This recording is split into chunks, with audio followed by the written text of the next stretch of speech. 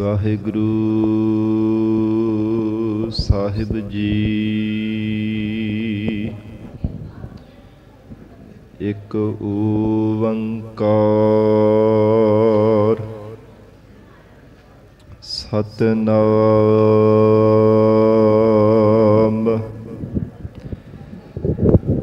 ਕਰਤਾ ਪੁਰਖ ਨਿਰਭਉ ਨਿਰਵੈਰ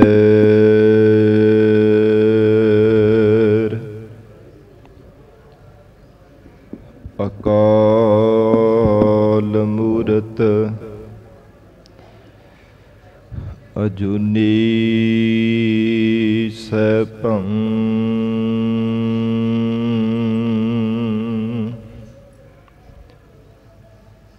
ਗੁਰ ਪ੍ਰਸਾਦ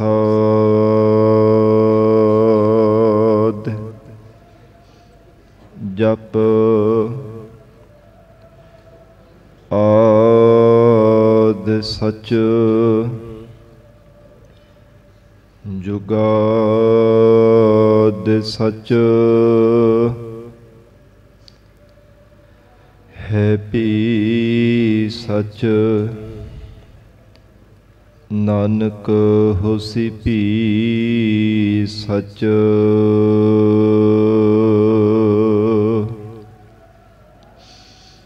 ਪ੍ਰਭ ਦਾਤੋ ਦਾਤਾਰ ਪਰਿਓ ਜਾਚਕ ਇਕ ਸਰਨਾ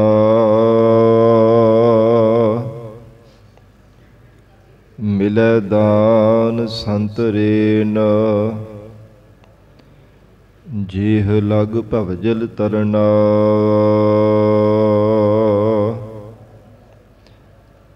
ਬਿਨਤ ਕਰਹੁ ਅਰਦਾਸ ਸੁਨਹੁ ਜੇ ਠਾਕੁਰ ਭਾਵੈ।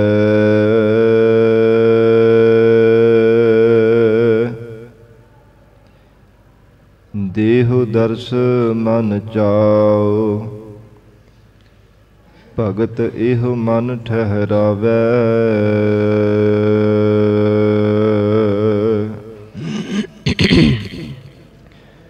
ਬਲਿਓ ਚਿਰਾਗ ਅੰਧਿਆਰ ਮਹਿ ਸਭ ਕਲ ਉਦਰੀ ਇਕ ਨਾਮ ਧਰਮ।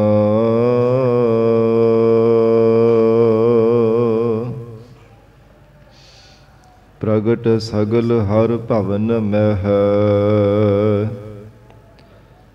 ਜਨ ਨਾਨਕ ਗੁਰ ਪਾਰ ਬ੍ਰਹਮ।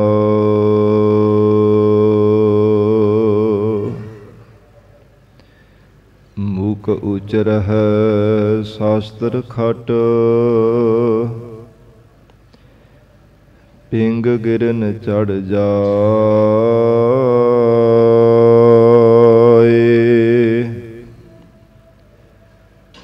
ਅੰਧ ਲਖੈ ਬਦਰ ਸੁਣੈ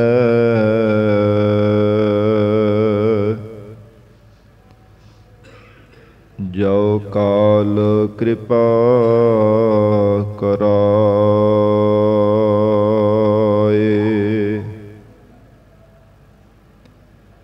ਕਹਾ ਬੁੱਧ ਪ੍ਰਭ ਤੁਛ ਹਮਾਰੀ ਬਰਨ ਸਕੈ ਮਹਿਮਾ ਜੋ ਤਿਹਾਰੀ।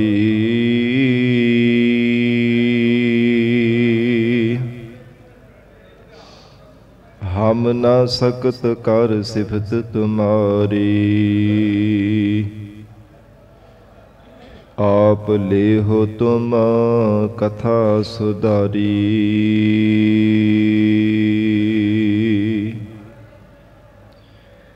ਜਿਉ ਬੁਲਾਵਹਿ ਤਿਉ ਬੁਲਹਿ ਸੁਆਮੀ। ਕੁਦਰਤ ਕਵਣ ਹਮਾਰੀ।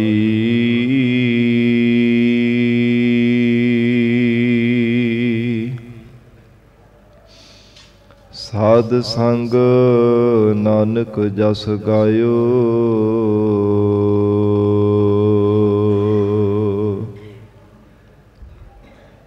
ਜੋ ਪ੍ਰਭ ਕੀ ਅਤ ਪਿਆਰੀ।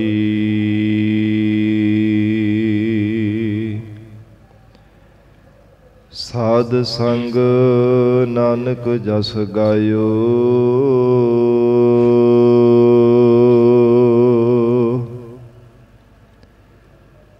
ਜੋ ਪ੍ਰਭ ਕੀ ਅਤ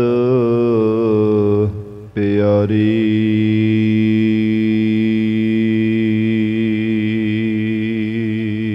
ਸਤਨਾਮ ਸ੍ਰੀ ਵਾਹਿਗੁਰੂ ਸਾਹਿਬ ਜੀਓ। ਇੱਕ ਓੰਕਾਰ ਸਤਨਾਮ ਕਰਤਾ ਪੁਰਖ ਨਿਰਭਉ ਨਿਰਵੈਰ ਅਕਾਲ ਮੂਰਤ ਅਜੂਨੀ ਸੈਭੰ ਗੁਰ ਪ੍ਰਸਾਦ। ਰਾਗ ਸੂਹੀ ਮਹੱਲਾ ਪਹਿਲਾ। ਚੌਪ ਦੇ ਘਰ ਪਹਿਲਾ। ਭਾਂਡਾ ਧੋਏ ਬੈਸ ਧੂਪ ਦੇਵਹੁ ਤਾਉ ਦੂਧ ਕਉ ਜਾਵਹੁ।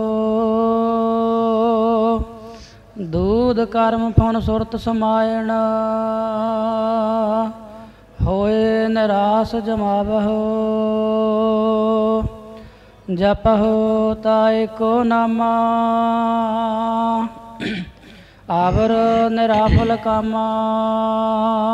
ਰਹਾਉ ਇਹੋ ਮਨ ਈਟੀ ਹਾਥ ਕਰਹੁ ਫੁਨ ਨੇਤਰਉ ਨੀਂਦ ਨਾ ਆਵੈ। ਰਸਨਾ ਨਾਮ ਜਪਹੁ ਤਬ ਮਥੀਐ ਇਨ ਵਿਦ ਅੰਮ੍ਰਿਤ ਪਾਵਹੁ। ਮਨ ਸੰਪਟ ਜਿਤ ਸਤ ਸਰ ਨਾਵਣ ਭਾਵਨ ਪਾਤੀ ਤ੍ਰਿਪਤ ਕਰੇ। ਪੂਜਾ ਪ੍ਰਾਣ ਸੇਵਕ ਜੇ ਸੇਵੇ ਇਨ ਵਿਦ ਸਾਹਿਬ ਰਵਤ ਰਹੈ। ਕਹਿ ਦੇ ਕਹੇ ਕਹੇ ਕਹਿ ਜਾਵਹੇ ਤੁਮ ਸਰ ਅਵਰ ਨ ਕੋਈ। ਭਗਤਹੀਣ ਨਾਨਕ ਜਨ ਜੰਪੈ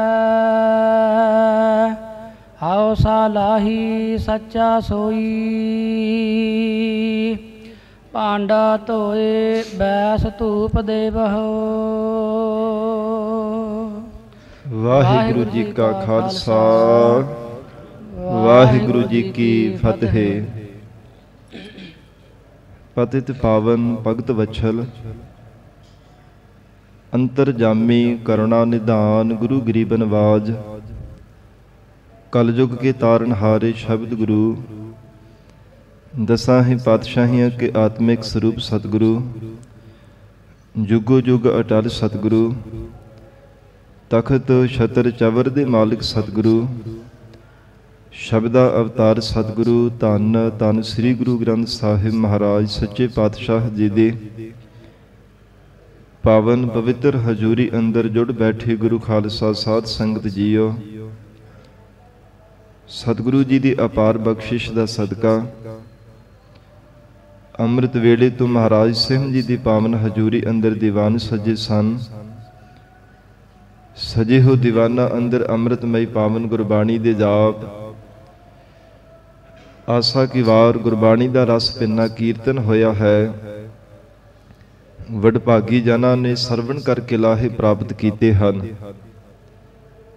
ਹੁਣ ਇਸ ਪਾਵਨ ਅਸਥਾਨ ਤੇ ਗੁਰਦੁਆਰਾ ਲੰਗਰ ਸਾਹਿਬ ਵਿਖੇ ਚੱਲ ਰਹੀ ਲੜੀਵਾਰ ਗੁਰਬਾਣੀ ਦੀ ਕਥਾ ਵਿਚਾਰ ਦਾ ਸਮਾਂ ਹੋਇਆ ਹੈ। ਆਓ ਸਾਧ ਸੰਗਤ ਜੀ ਹੋਰ ਵੀ ਕੁਝ ਸਮਾਂ ਪਿਆਰ ਸਤਿਕਾਰ ਸਹਿਤ ਮਹਾਰਾਜ ਸਾਹਿਬ ਜੀ ਦੇ ਚਰਨਾਂ ਵਿੱਚ ਬੈਠ ਕੇ ਸਤਿਗੁਰੂ ਜੀ ਦਾ ਅੰਮ੍ਰਿਤਮਈ ਪਾਵਨ ਪਵਿੱਤਰ ਉਪਦੇਸ਼ ਸਰਵਣ ਕਰਕੇ ਲਾਹੇ ਪ੍ਰਾਪਤ ਕਰੀਏ। ਗਰੀਬ ਨਵਾਜ ਧੰਨ ਸਤਿਗੁਰੂ ਸ੍ਰੀ ਗੁਰੂ ਨਾਨਕ ਦੇਵ ਸਾਹਿਬ ਮਹਾਰਾਜ ਸੱਚੇ ਪਾਤਸ਼ਾਹ ਜੀ ਸੂਹੀ ਰਾਗ ਦੀ ਪ੍ਰਾਰੰਭਤਾ ਕਰਦੇ ਹੋਏ ਮਹਾਰਾਜ ਸਾਹਿਬ ਜੀ ਨੇ ਜੋ ਪਾਵਨ ਸ਼ਬਦ ਅੰਦਰ ਉਪਦੇਸ਼ ਬਖਸ਼ਿਸ਼ ਕੀਤਾ ਹੈ, ਪਿਆਰ ਦੇ ਨਾਲ ਮਹਾਰਾਜ ਜੀ ਦੇ ਚਰਨਾਂ ਵਿੱਚ ਬੈਠ ਕੇ ਸਰਵਣ ਕਰੀਏ। ਇਹ ਪਾਵਨ ਸ਼ਬਦ ਸਾਧ ਸੰਗਤ ਜੀ ਇੱਕ ਪੀਰ ਨਾਮੀ ਤੀਰਥ ਹੈ ਇਧਰ ਦੱਖਣ ਦੀ ਧਰਤੀ ਤੇ ਹੈ, ਦੱਖਣ ਦੀ ਦਿਸ਼ਾ ਵਾਲੀ ਹੈ, ਜਿੱਥੇ ਸਿੱਧਾਂ ਦੇ ਨਾਲ ਮਹਾਰਾਜ ਸੱਚੇ ਪਾਤਸ਼ਾਹ ਜੀ ਦੀ ਚਰਚਾ ਹੋਈ ਸੀ।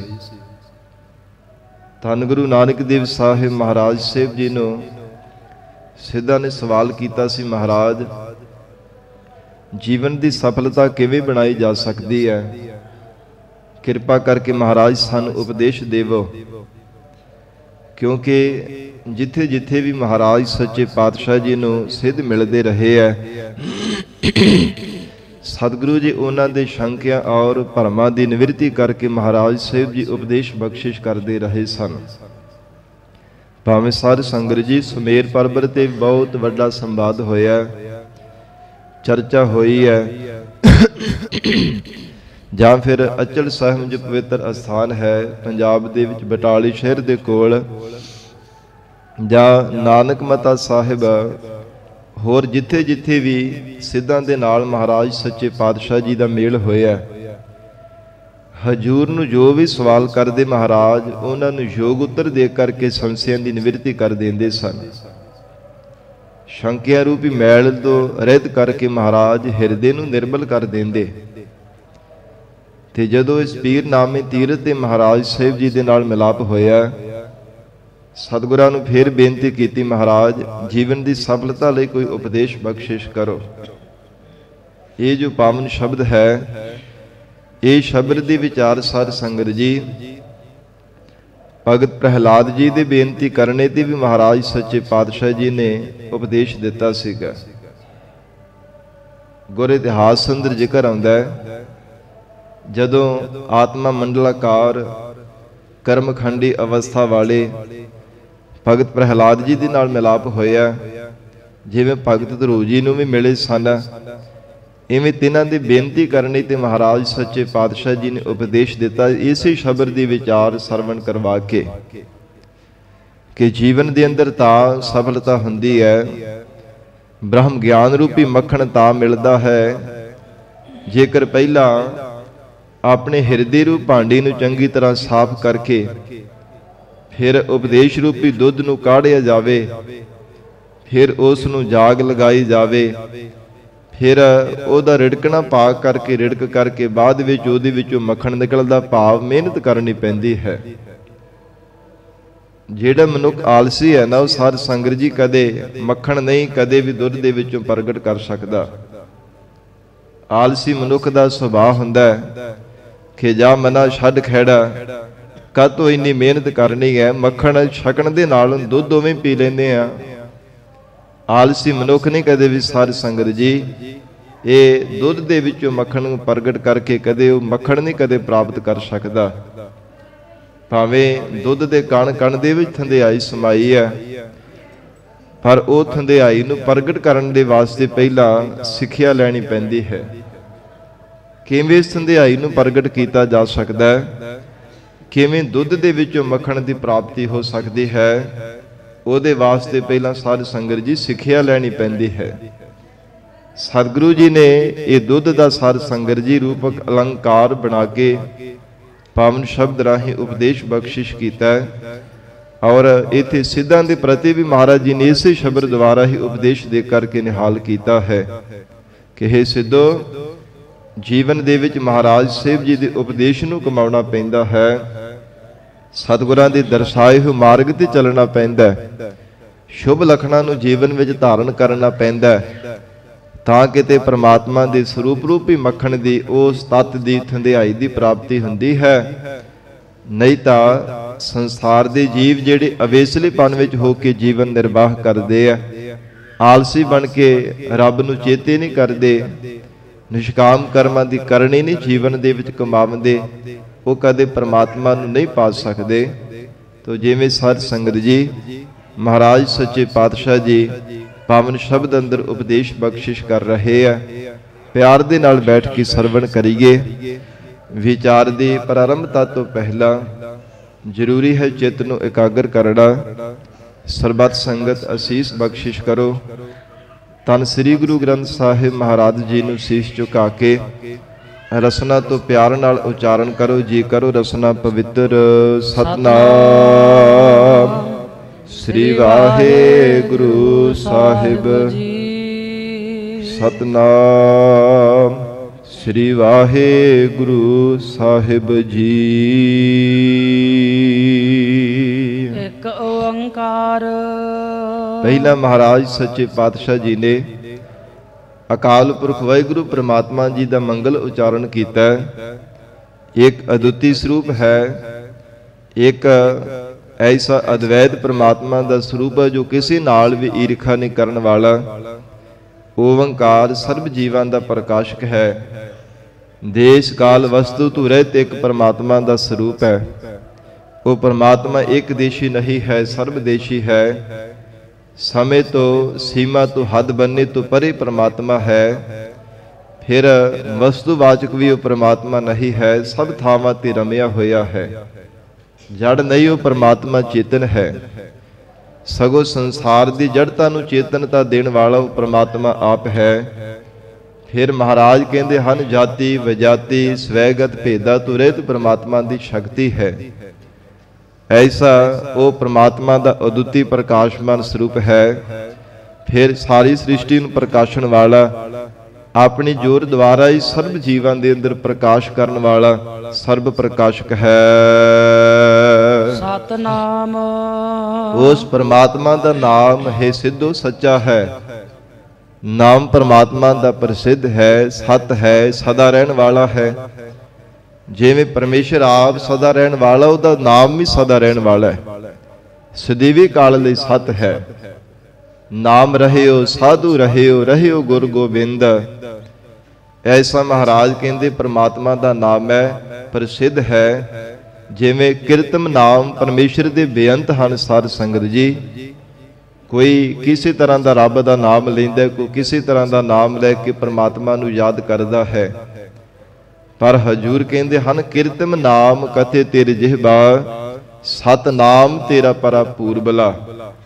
ਸੱਚਾ ਨਾਮ ਮਹਾਰਾਜ ਪੂਰਬਲਾ ਪਰਮੇਸ਼ਰ ਆਪ ਜੀ ਦਾ ਸੱਚਾ ਨਾਮ ਹੈ। ਐਸਾ ਕਹਿੰਦੇ ਹਨ, ਸਤ ਨਾਮ ਜਿਹੜਾ ਸਦੀਵੀ ਕਾਲ ਸਤ ਹੈ, ਪ੍ਰਸਿੱਧ ਵਾਹਿਗੁਰੂ ਦਾ ਨਾਮ ਹੈ। ਕਰਤਾ ਪੁਰਖ ਜੀਵਨ ਨੂੰ ਪੈਦਾ ਕਰਨ ਵਾਲਾ, ਪੁਰਖ ਪੁਰਸ਼ਾਰਥ ਕਰਨ ਵਾਲਾ, ਉਹ ਆਦਿਕ ਨਰਕਾਂ ਤੋਂ ਰੱਖਿਆ ਕਰਨ ਵਾਲਾ ਪਰਮਾਤਮਾ ਦਾ ਸਰੂਪ ਹੈ। ਪੁਰਖ ਨਾਮ ਪੂਰਨ ਦਾ ਵੀ ਹੈ, ਪਰਿਪੂਰਵਕ ਹੋ ਰਿਹਾ ਪਰਮਾਤਮਾ। ਸਭ ਥਾਵਾਂ ਤੇ ਲੱਭਾ ਲੱਭ ਭਰਿਆ ਹੋਇਆ ਹੈ। ਕਣ ਕਣ ਦੇ ਵਿੱਚ ਪਰਮੇਸ਼ਰ ਦੀ ਜੋਤ ਸਮਾਈ ਹੈ। ਐਸਾ ਮਹਾਰਾਜ ਕਹਿੰਦੇ ਸਭ ਥਾਵਾਂ ਤੇ ਪਰਿਪੂਰਵਕ ਹੈ ਔਰ ਪ੍ਰਸ਼ਾਰਤ ਕਰਨ ਵਾਲਾ। ਆਪ ਹੀ ਪਰਮਾਤਮਾ ਸਭ ਜੀਵਾਂ ਦਾ ਕਰਤਾ ਹੈ, ਸਭ ਨੂੰ ਪੈਦਾ ਕਰਨ ਵਾਲਾ ਹੈ। ਨਿਰਭਉ ਨਿਰਵੈਰ। ਫਿਰ ਕਿਸੇ ਦਾ ਖੌਫ ਨਹੀਂ ਉਸ ਪਰਮਾਤਮਾ ਦੇ ਸਰੂਪ ਅੰਦਰ। ਕਿਸੇ ਜੀਵ ਦਾ ਭੈ ਨਹੀਂ ਆਪਣੇ ਅੰਦਰ ਧਾਰਨ ਕਰਦਾ। ਨਿਰਭਉ ਪਰਮੇਸ਼ਰ ਦਾ ਸਰੂਪ ਹੈ। ਵੈਰ ਤੋਂ ਰਹਿਤ ਪਰਮਾਤਮਾ ਦਾ ਸਰੂਪ ਹੈ। ਕਿਸੇ ਪ੍ਰਤੀ ਵੈਰ ਭਾਵਨਾ ਵੀ ਨਹੀਂ ਰੱਖਣਾ ਕਰਦਾ। ਵੈਰ ਭਾਵਨਾ ਤਾਂ ਹੀ ਰੱਖੀ ਨਾ ਜੇ ਕੋਈ ਦੂਜਾ ਹੋਵੇ। ਸਾਰੇ ਜੀਵ ਤਾਂ ਉਸ ਪਰਮਾਤਮਾ ਦਾ ਸਰੂਪ ਹਨ। ਸਭ ਦੇ ਅੰਦਰ ਤਾਂ ਪਰਮੇਸ਼ਰ ਦੀ ਆਪਣੀ ਜੋਤ ਵਰਤ ਰਹੀ ਹੈ, ਤੇ ਆਪਣੇ ਨਾਲ ਉਹ ਕਿਵੇਂ ਭਲਾ ਪਰਮਾਤਮਾ ਵੈਰ ਕਮਾ ਸਕਦਾ ਹੈ। ਮਹਾਰਾਜ ਕਹਿੰਦੇ ਨਿਰਵੈਰ। ਜਿੱਥੇ ਭੈ ਤੋਂ ਰਹਿਤ ਹੈ ਨਾ, ਨਿਰਭਉ ਸਰੂਪ ਹੈ, ਉੱਥੇ ਸਾਧ ਸੰਗਤ ਜੀ ਵੈਰ ਭਾਵਨਾ ਤੋਂ ਰਹਿਤ ਵੀ ਹੈ। ਨਿਰਵੈਰ ਪ੍ਰਮਾਤਮਾ ਦਾ ਸਵਰੂਪ ਹੈ। ਅਕਾਲ ਮੂਰਤ। ਕਾਲ ਤੋਂ ਰਹਿਤ ਪ੍ਰਮਾਤਮਾ ਦੀ ਹਸਤੀ ਹੈ। ਜਿਤਨੇ ਵੀ ਸੰਸਾਰ ਦੇ ਜੀਵ ਜੰਤੂ ਦੇਵੀ ਸ਼ਕਤੀਆਂ ਨੇ, ਸਭ ਕਾਲ ਦੇ ਬਣਾਏ, ਕਾਲ ਦੀ ਲਪੇਟ ਵਿੱਚ ਹੀ ਆ ਜਾਣ ਵਾਲੇ ਹੈ। ਇੱਕ ਪ੍ਰਮਾਤਮਾ ਹੈ ਜਿਹੜਾ ਅਕਾਲ ਸਰੂਪ ਹੈ। ਸਦਾ ਮਹਾਰਾਜ ਕਹਿੰਦੇ ਰਹਿਣ ਵਾਲਾ ਹੈ, ਜੁਗੋ ਜੁਗ ਅਟਲ ਰਹਿਣ ਵਾਲਾ ਉਹ ਪ੍ਰਮਾਤਮਾ ਅਕਾਲ ਪੁਰਖ ਹੈ। ਫਿਰ ਕਾਲ ਨਾਮ ਸਮੇਂ ਦਾ ਹੈ। ਸਮੇਂ ਦੀ ਹੱਦ ਸੀਮਾ ਤੋਂ ਪਰੇ ਪ੍ਰਮਾਤਮਾ ਦਾ ਸਰੂਪ ਹੈ। ਸਾਧ ਸੰਗਤ ਜੀ, ਮਾਤ ਲੋਕ ਤੋਂ ਲੈ ਕਰਕੇ ਬ੍ਰਹਮ ਲੋਕ ਤੱਕ ਜਿਤਨੇ ਵੀ ਜੀਵ ਜੰਤੂ ਦੇਵੀ ਸ਼ਕਤੀਆਂ ਵੀ ਹਨ, ਸਭ ਨੂੰ ਪ੍ਰਮਾਤਮਾ ਨੇ ਸਮੇਂ ਵਿੱਚ ਬੱਧਾ ਹੋਇਆ ਹੈ। ਹਰ ਇੱਕ ਜੀਵ ਦੇ ਸਮੇਂ ਦੀ ਸੀਮਾ ਹੈ ਕਿ ਇਸ ਜੀਵ ਨੇ ਇੰਨਾ ਸਮਾਂ ਸੰਸਾਰ ਦੇ ਅੰਦਰ ਰਹਿਣਾ ਹੈ, ਸਰੀਰ ਕਰਕੇ ਇੰਨਾ ਸਮਾਂ ਰਹੇਗਾ, ਇਹ ਜੀਵ ਇੰਨਾ ਸਮਾਂ ਸੰਸਾਰ ਵਿੱਚ ਰਹੇਗਾ। ਹਰ ਇੱਕ ਜੀਵ ਦਾ ਪ੍ਰਮਾਤਮਾ ਨੇ ਸਮਾਂ ਨਿਯਤ ਕੀਤਾ ਹੋਇਆ ਹੈ। ਪਰ ਉਹ ਪ੍ਰਮਾਤਮਾ ਆਪ ਸਮੇਂ ਤੋਂ ਪਰੇ ਹੈ। ਆਪ ਅਕਾਲ ਸਰੂਪ ਹੈ, ਕਿਸੇ ਵੀ ਸਮੇਂ ਦੀ ਹੱਦ ਬੰਨੇ ਵਿੱਚ ਨਹੀਂ ਹੈ ਪ੍ਰਮਾਤਮਾ। ਮਹਾਰਾਜ ਕਹਿੰਦੇ ਅਕਾਲ ਮੂਰਤ, ਕਾਲ ਤੋਂ ਰਹਿਤ ਹੈ, ਸਮੇਂ ਦੀ ਸੀਮਾ ਤੋਂ ਪਰੇ ਵਾਹਿਗੁਰੂ ਦੀ ਹਸਤੀ ਹੈ। ਅਜੂਨੀ ਸੈਭੰ, ਫਿਰ ਜੂਨਾਂ ਵਿੱਚ ਆਉਣ ਵਾਲਾ ਵੀ ਨਹੀਂ ਹੈ। ਅਜੂਨੀ ਅਜਨਮਾ ਹੈ, ਕਿਸੇ ਦਾ ਪੈਦਾ ਕੀਤਾ ਵੀ ਹੋਇਆ ਨਹੀਂ ਹੈ। ਥਾਪਿਆ ਨਾ ਜਾਏ, ਕੀਤਾ ਨਾ ਹੋਏ, ਆਪੇ ਆਪ ਨਿਰੰਜਨ ਸੋਏ। ਜਿਵੇਂ ਇੱਕ ਬਾਦਸ਼ਾਹ ਆਪਣੇ ਪੁੱਤਰ ਨੂੰ ਅੱਗੇ ਰਾਜ ਤਖਤ ਤੇ ਬਿਠਾ ਕਰਕੇ ਸਾਧ ਸੰਗਤ ਜੀ ਫਿਰ ਆਪਣਾ ਸਰੀਰ ਛੱਡ ਦਿੰਦਾ ਹੈ, ਯੋਗ ਜਾਣ ਕਰਕੇ ਪਹਿਲਾਂ ਰਾਜਗੱਦੀ ਤੇ ਬਿਠਾਉਂਦਾ ਹੈ।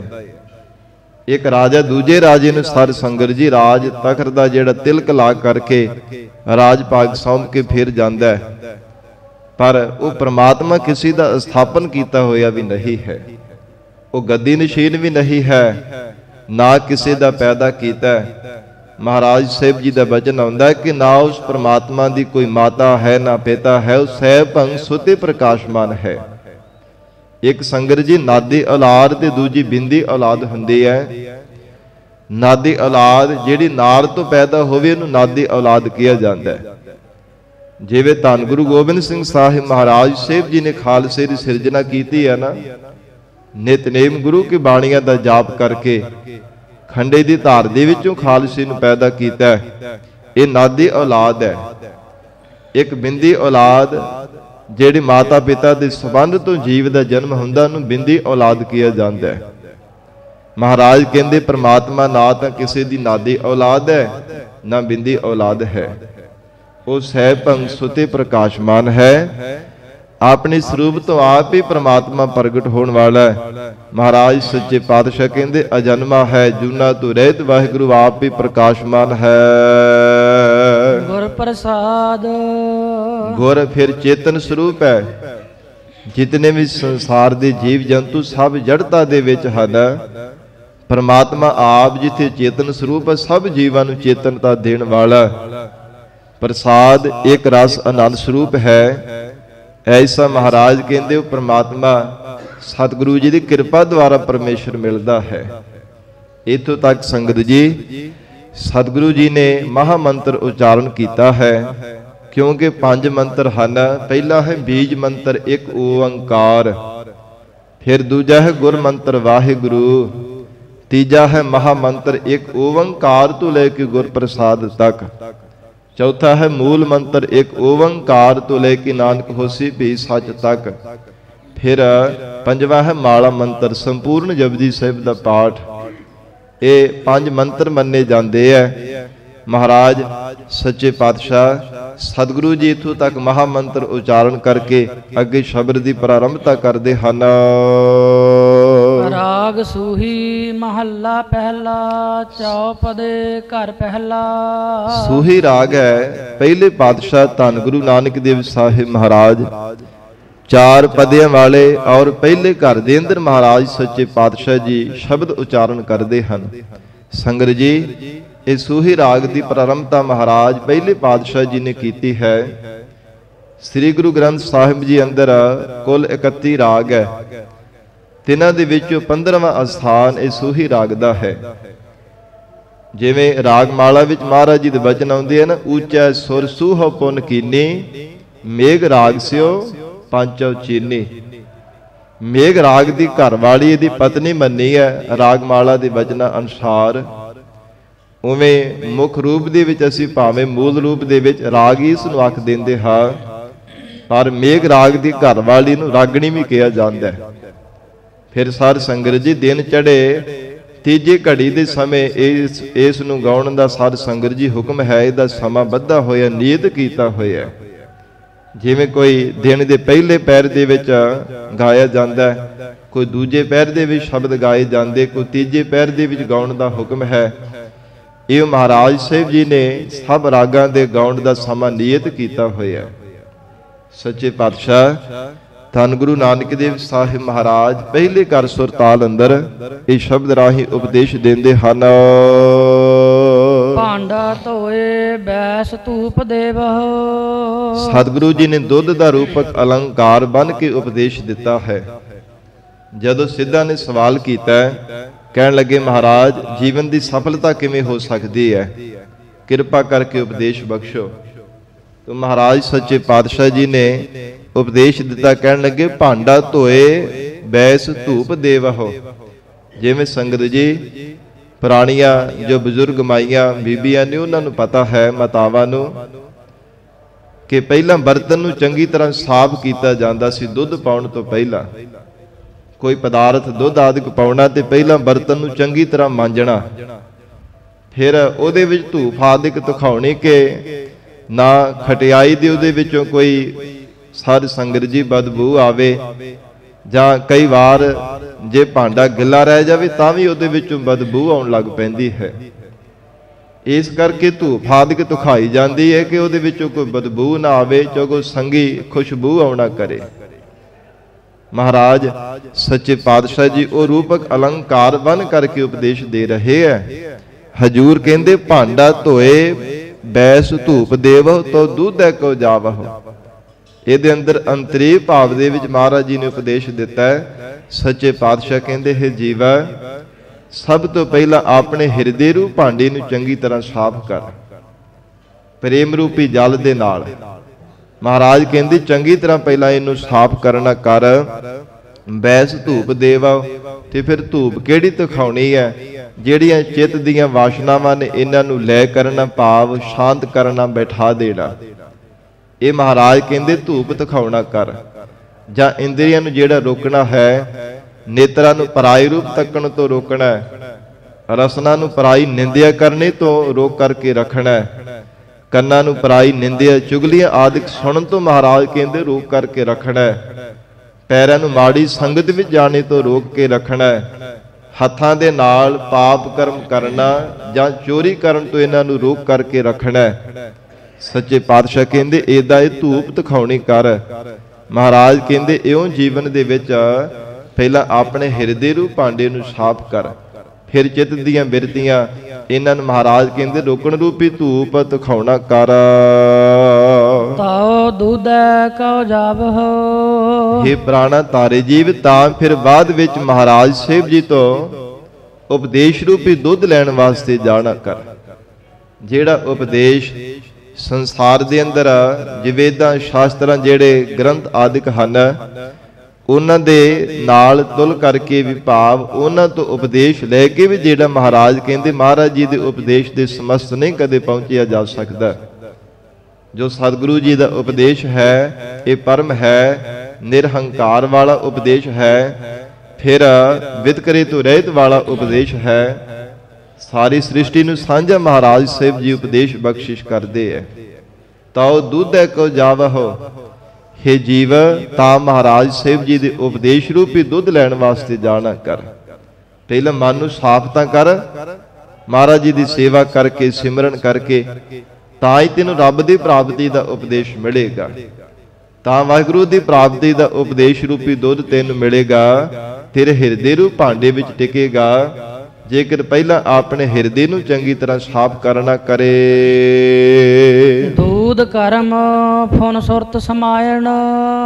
फिर दुध लिया करके फिर दुध नूं काढ़िया जांदा है, काढ़ के फिर जाग लाई जाती, उहदा दही तैयार किया जाता है।